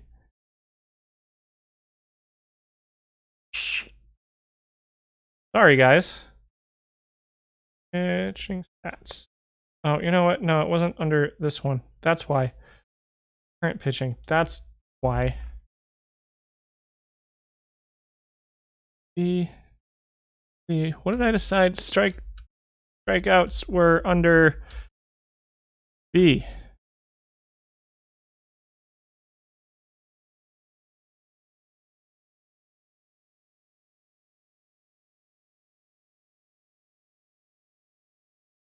I'm cheating.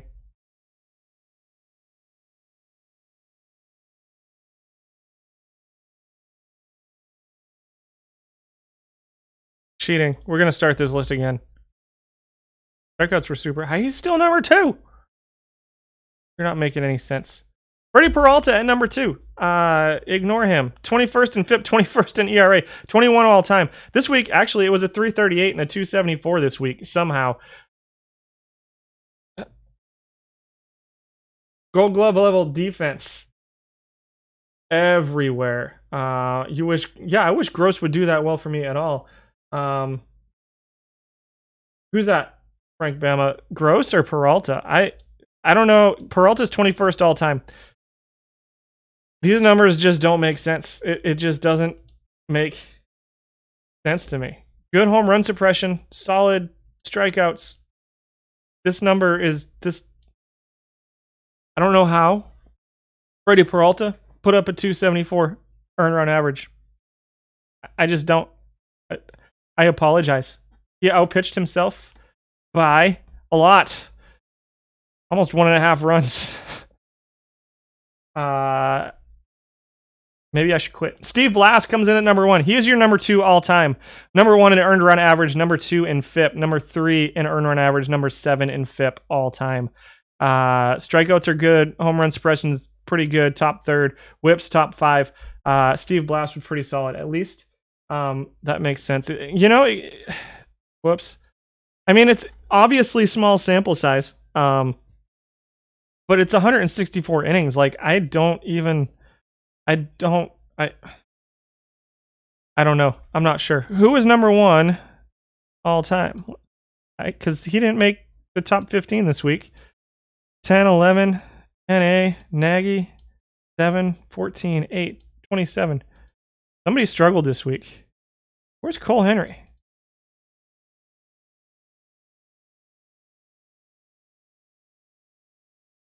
I'm missing my number 1. Let's find out who number 1 all time was on the pitching stats sheet.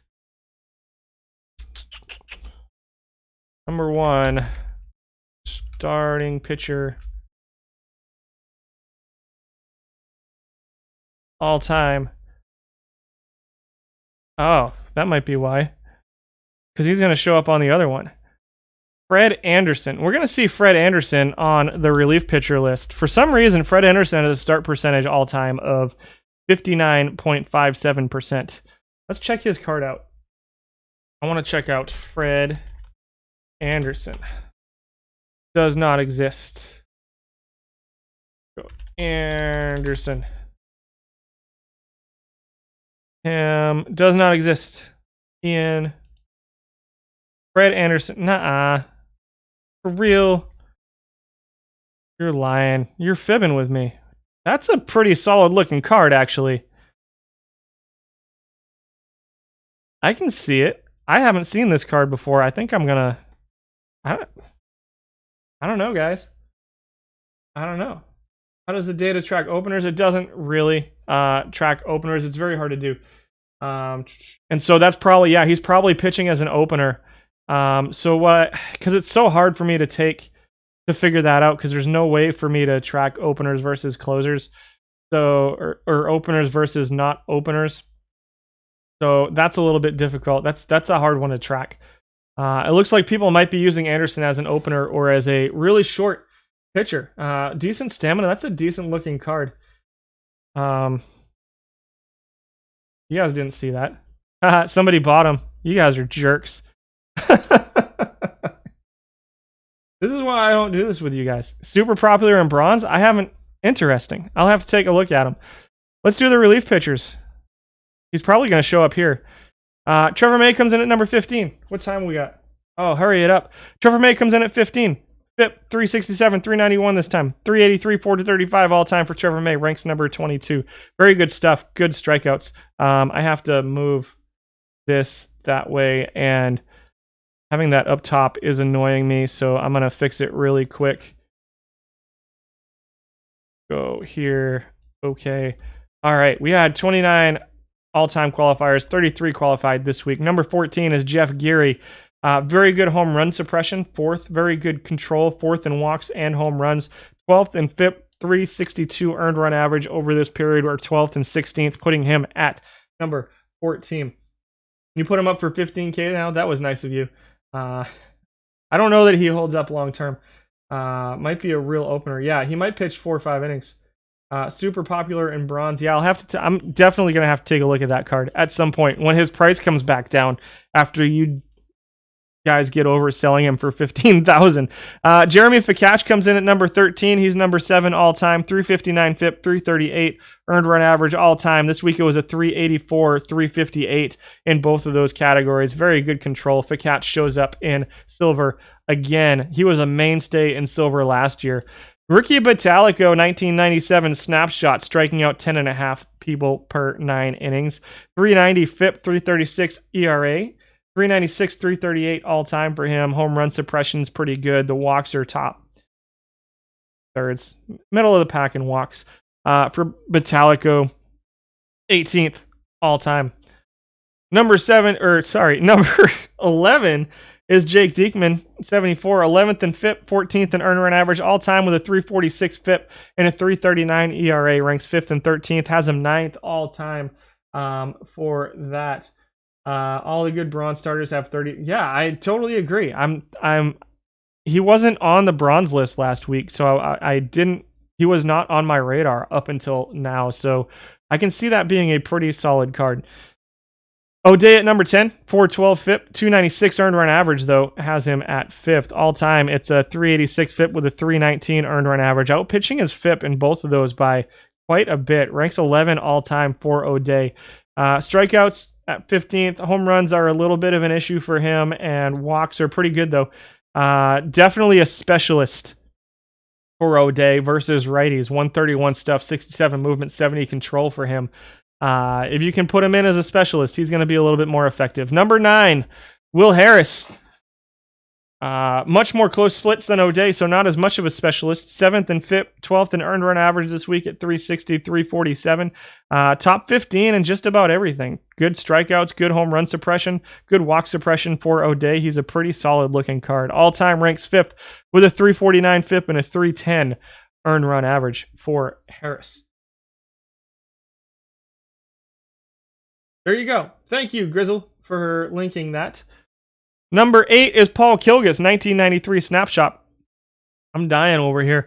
Good stuff, movement control. Kilgus with a 359 FIP, 329 earned run average, all-time ranked 6th with a 346, 318. 8.5 strikeouts per 9 is top 20. Home run suppression is top 10. Good-looking card, Paul Kilgus. Number 7 is Bill Daly. Very good movement. Number 3 in home run suppression for Daly. All-time ranks number 8 with a 376 FIP and a 291 earned run average. 268 this time for him was 3rd among relief pitchers. Number 6 is Kevin Rogers, 1993 one-hit wonder for the San Francisco Giants. 366 FIP, 307 earned run average, and 1.213 WHIP. Nearly top 5 in all of those. 18th in strikeouts, 11th in home runs, top 20 in walks per 9. Out of just 33. But 370 FIP, 330 earned run average for Kevin Rogers puts him at number 6. Number 10 all time for Rogers. Number 5 is Bill Castro. What? Bill Castro comes in at number 5. Very good FIP, 323, has him 4th. The ERA is a little bit below that at 11th. Number 1 in home run suppression is Bill Castro. That movement is filthy. 0.16 home runs per 9. The walk suppression is very good as well. 2nd in walk suppression. Strikeouts per 9, 31. Better have some good defense behind him. This is a pretty gnarly looking card. I'm not going to lie. The pitches don't look great. 47, 37, 33. But that movement and that control look pretty good to me for Bill Castro. Number 4 all time with a 330 FIP and a 0.21 home runs per 9. Number 1 in home run and walk suppression all time for Castro. Bill Bonham comes in at number 4. Your bronze starting pitcher. 5th in FIP, 8th in earned run average. Doesn't have enough innings to qualify all time. Just 110 innings pitched. Small sample size for Bonham at number 4 this week. Number 3 is Jabba Chamberlain, drops from number 1. Number 2 all time, 307 FIP, 268 earned run average. This time it was a 323 and a 286. Good home run suppression for Jabba. Good strikeouts, 10.45. Control is a little bit of an issue, but he comes in at number 3 and number 2 all time. Yeah, there's people watching.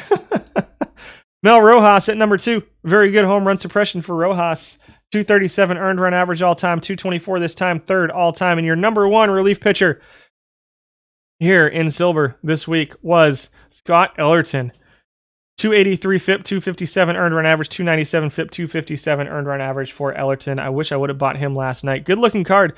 1.27 whip, small sample size, 158, just 228 innings pitched all time. And so home run per 9 at 0.29. Those are your pitchers. Let's open some packs, and then I got to get going. Check out the main team real quick. It is 2:13. We got eliminated. We didn't even make it to the packs round. Darn it. Made it. Sorry, we went through those fast, guys. I'm sorry. I'm dying here. I'm just going to spend against my better judgment, I'm spending my perfect points on packs. We're going to open 10, 11 packs. 11. I can't do it. And you don't need to see my feet. So here we go. Let's close it out on a high note, shall we? Started out on a high note, showing off some Amos Strunk. We're going to close it out on a high note with 11 packs. We're going to get at least one silver card in these packs, which packs have not been great. There's an Oscar Zamora, Kyle Nelson here in this pack. Jorge Guzman, Jorge Mateo. No problem, Greg. Thank you for hanging out with me. Tomorrow, I will be doing the quick look at the Iron Daily Cap tournaments and I don't know, something fun. I haven't decided the second tournament I'll look at tomorrow. We'll be here probably around 9 Central Time in the morning. The Joe Mulligan Unsung Heroes. Our first silver is Dave McNally. 74 stuff, 53 movement, 51 control. Not a great looking card. Dave McNally, starting pitcher, 580 points. You're not even worth anything. Boat, interesting utility option in bronze. Ryan O'Hearn, an interesting first base option in iron. Yeah, Joe Mulligan, Unsung Heroes. 83 movement. He could be an interesting bullpen arm in the Unsung Heroes tournaments. Looking for a Mookie Betts for me today? I pulled a Mookie on the other team. I sold him. I couldn't look at him. Open packs. See, I pulled him on the packs only team. He's the only perfect I've pulled so far. I've pulled Trout and somebody else. I got Trout and another perfect on this account at one point. Showed up 2 hours late and you're still almost maxed out drops. Congratulations. Hopefully you get something better than me. We got a Kevin Ginkel here. Kevin Ginkel was nasty last year. Joey Wendell. Lots of bronze here. Yachty, solid defensive catcher in bronze. Colin Moran is a interesting bronze power option, but has very significant holes. Joey Wendell is an interesting defensive second baseman in bronze. DeMarcus Evans, I haven't seen much of. Looks like pretty good stuff in movement for Evans. Hello, Kat. Nice timing. We're just finishing up. Welcome to the stream, buddy. Yeah, you're just going to push me right out of my seat. Great timing. How many packs can be held without opening? That's a good question. I have not reached that limit. Max for drops. Max for drops is 5 a day. John Henry, not a very good looking catcher. Lots of iron here. That was a rough pack. We got 6 left. Yeah, he gets to take the chair whenever he decides. So the kids go to school about halfway through the stream. My daughter goes to school, and she usually maintains him upstairs. And so then he has to come bother me. Center fielder Sam Bird, some power, some eye. Was he on our list? Center fielders. I can't remember if we saw Sam Bird today. Kiermaier, Bradley, Osborne, Rivers, Berry, Webster, Smith, Kane, Harry Bay. Was not at the top of the list, that's for sure. I don't think he was anywhere on the list. Was not. Hold a Karen chat. Congratulations. 5 packs left.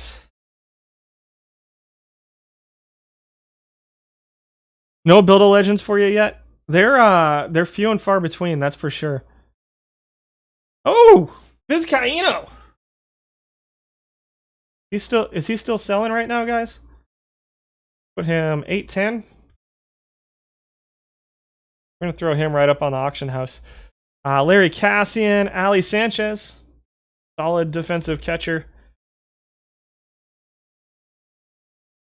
Vizcaíno's still working out pretty well for me. I like him so far.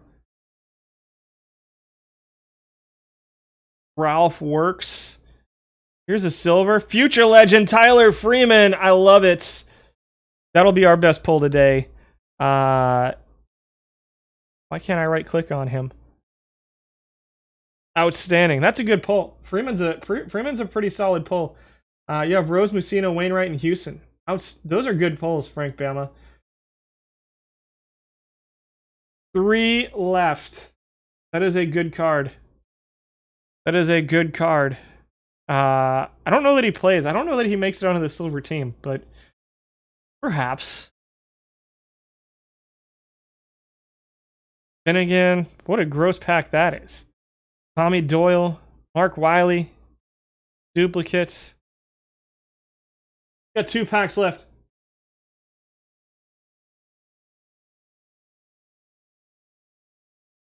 Christian Walker, Tanner Rainey,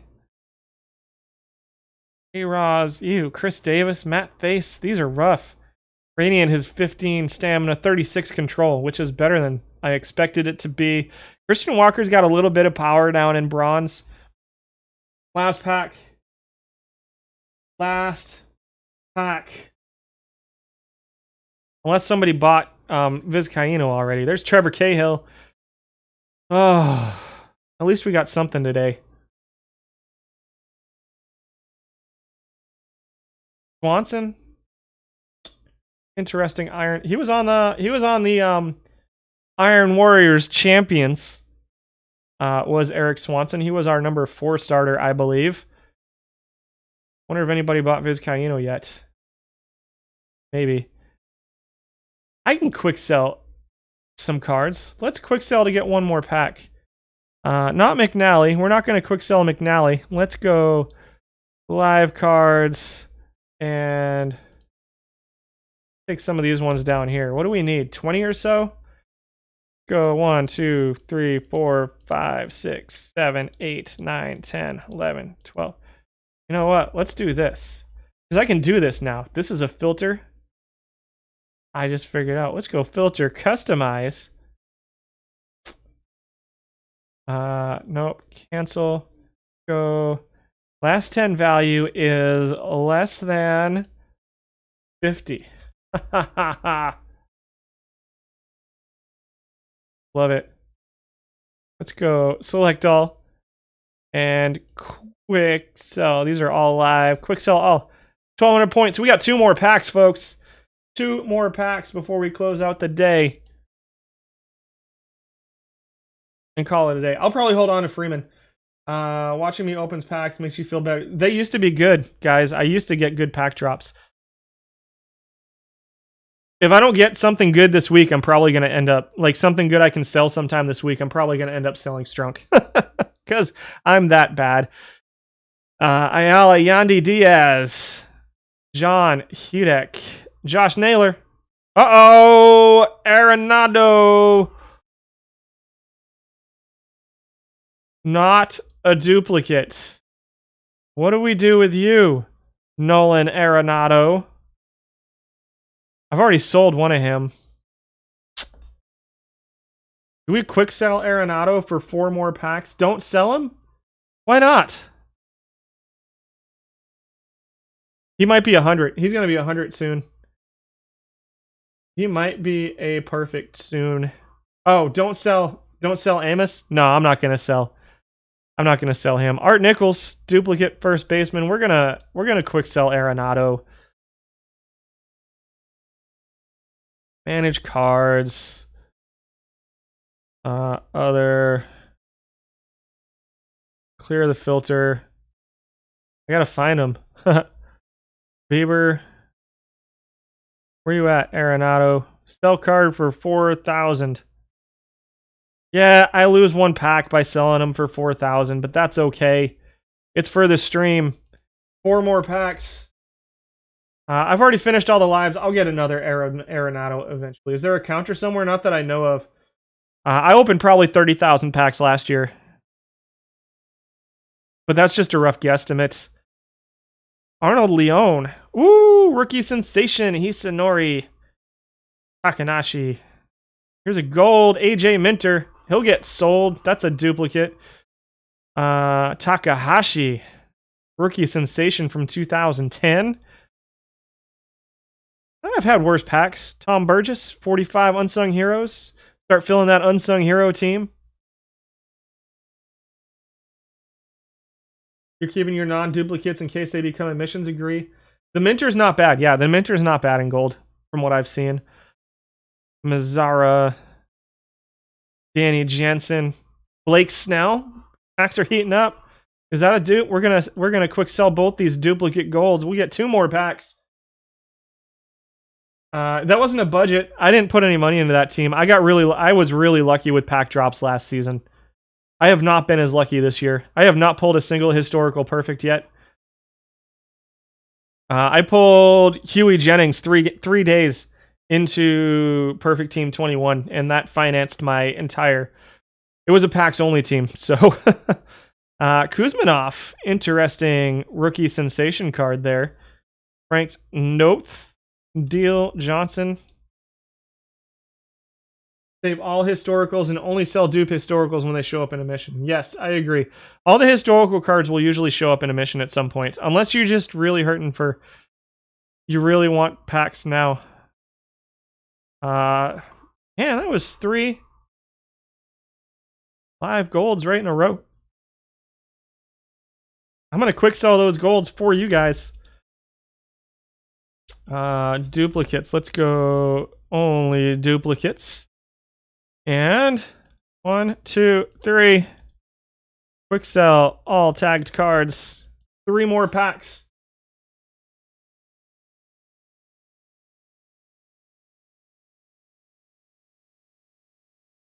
Live silvers, live golds, $500 not going to live, but you have made so much money. Yeah. Opening 500 packs is so much fun.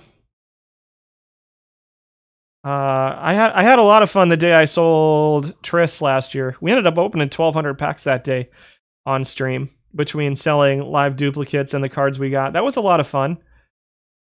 I sold him when he had dropped to like 650 when I sold Triss last year. I have a problem where I really like opening packs. Castellani's, nah. Mullins is okay. Mullins is an interesting center field option in Iron. You've been getting a lot of gold drops.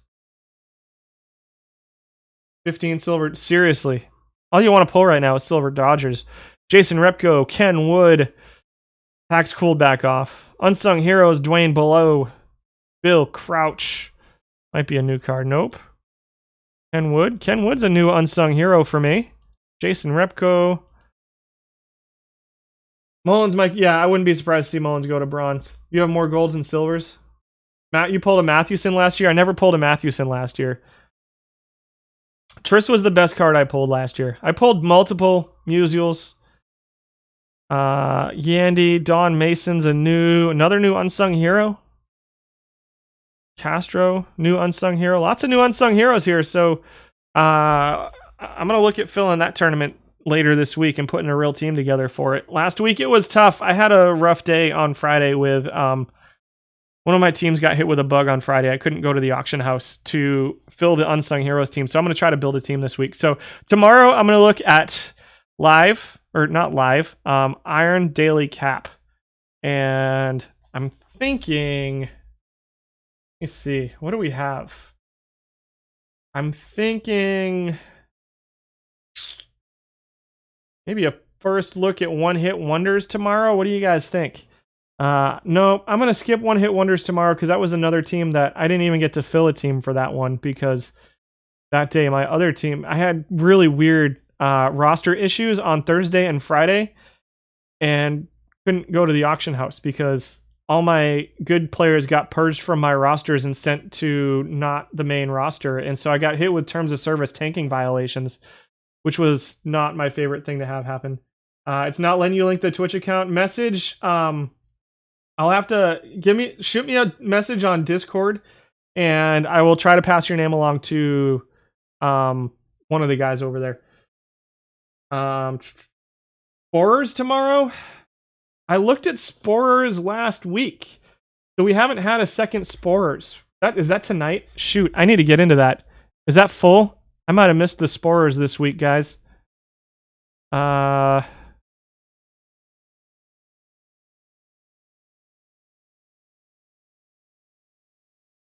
It's at 50 of 64. Let's get into that. Gold cards are lower. All right, we're signed up for that. Good reminder. I'll try to put a team together for Sporers tonight. You know what? Just because I like you guys. Just because I like you guys, we're going to open these packs. I should not do this, because this is the team I need to put together. Oh, and I need to get into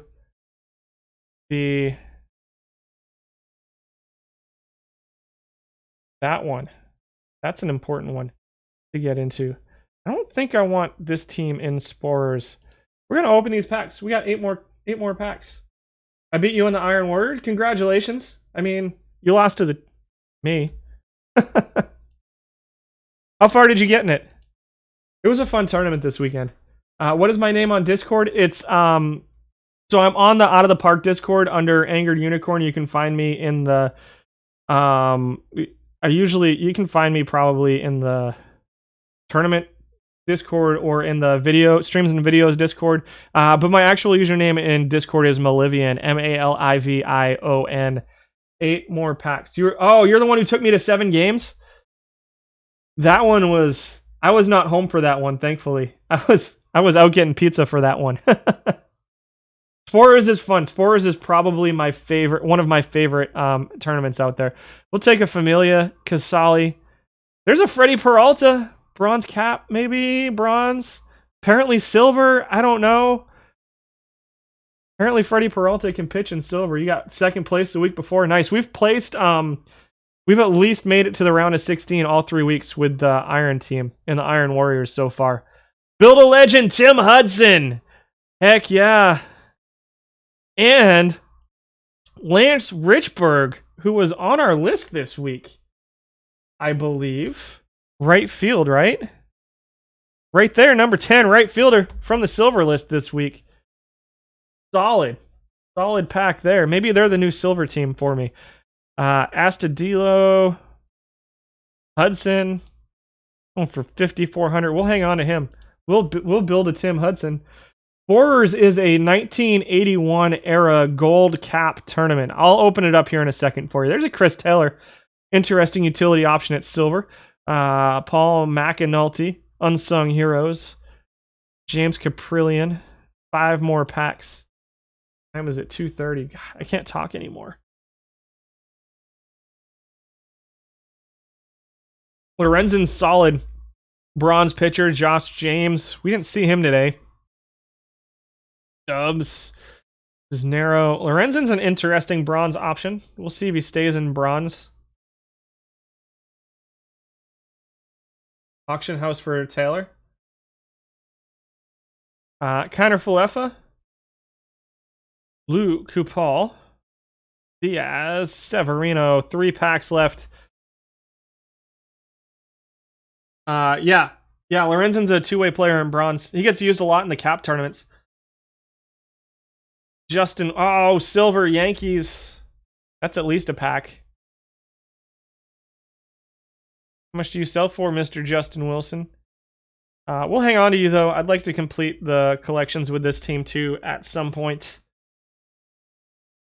Pete Carlos Baerga?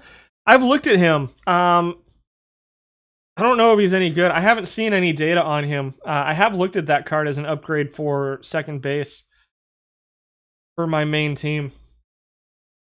I think he's pretty good from what I've seen. And our last pack. Ouch. Nope, nothing today. Nothing today. Live Arenado, that's it.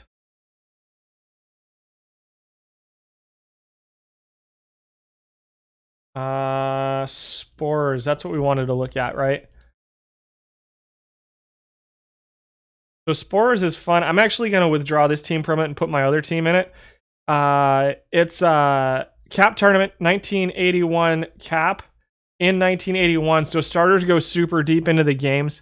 And lots of home runs, lots of power. There's some power. There is a DH. So it's a fun, and it's chaos because the series are best of 3. And so it's really, you can put a competitive team together pretty easy by accident just because it's so much chaos. And the finals are best of 5. I love tournaments with chaos. I'm actually going to withdraw them and put the other team in that one and get this team. This is my cap. This is my daily and weekly cap tournament team, so I don't want to put them into Spores. We're going to do that with the other team. We'll get them in. I'm going to sign off now, though, guys. So I appreciate you guys hanging out with me today. It was a lot of fun. Shoot me messages on Discord if you want. Ask me questions. Hopefully, we can get everything going pretty well. I'm going to probably make some more changes next week as far as specifically for designated hitter lists and for the defensive, for the position ratings and stuff for people. So perhaps I have ideas for how to make it better now that I've gone through the lists, and I hope you guys have. What was the Excel you just saw earlier? What about it? Intangible. That's my lists. You talking about this one? Talking about this? That's the whole stream. You got yeah. So solid packs today too. Solid packs today. They weren't terrible. They weren't great. I've seen better pack days, but it's that is what it is. Yeah, thanks guys for hanging out with me today. Again, I just want to reiterate, I know that you guys sit there and say thanks for the information, but this wouldn't be fun without you guys. No, it is not public at the moment. I have been asked that. It's in consideration. Let's just put it that way. The additions I made this week, I think, make it more publicable for me, but it's not public at the moment. And I don't know if it will be in the future. It's not, I don't really know that it's something that I want to put out there. But you guys will be the first to know if I do. And have a great weekend or a great day. And hopefully I'll see you guys tomorrow. Seriously, we have a lot of fun doing this stuff, and tomorrow is going to be week something. Oh, tomorrow's the first day of the draft in the OHBL, and I have the number 1 pick. So he may kick it off tonight. I'm not sure. Our commissioner may kick the draft off tonight, but we will get to talk about the 2024 OHBL Cubs number 1 overall draft pick in the OHBL draft tomorrow. I'll either pick him tonight or you'll get to see me pick him on stream. Really excited about him. So drop by tomorrow. We'll start around 9 o'clock Central Standard Time tomorrow morning. We're going to hit, exactly what we do every week. Iron Cap. Looks like it's probably going to be, we did Unsung Heroes last week. I'm still waiting for another one of those to kick off. So maybe Sunday Historical Silver, perhaps, or something. I'll figure something out for that. But it'll definitely be daily Iron Cap updates tomorrow, and then some OHBL stuff. So, and a Build a Legend Biggio from a drop. Awesome. Congratulations. Have a good one, guys. Thanks. I got to stop talking or I'll keep talking. Bye, guys.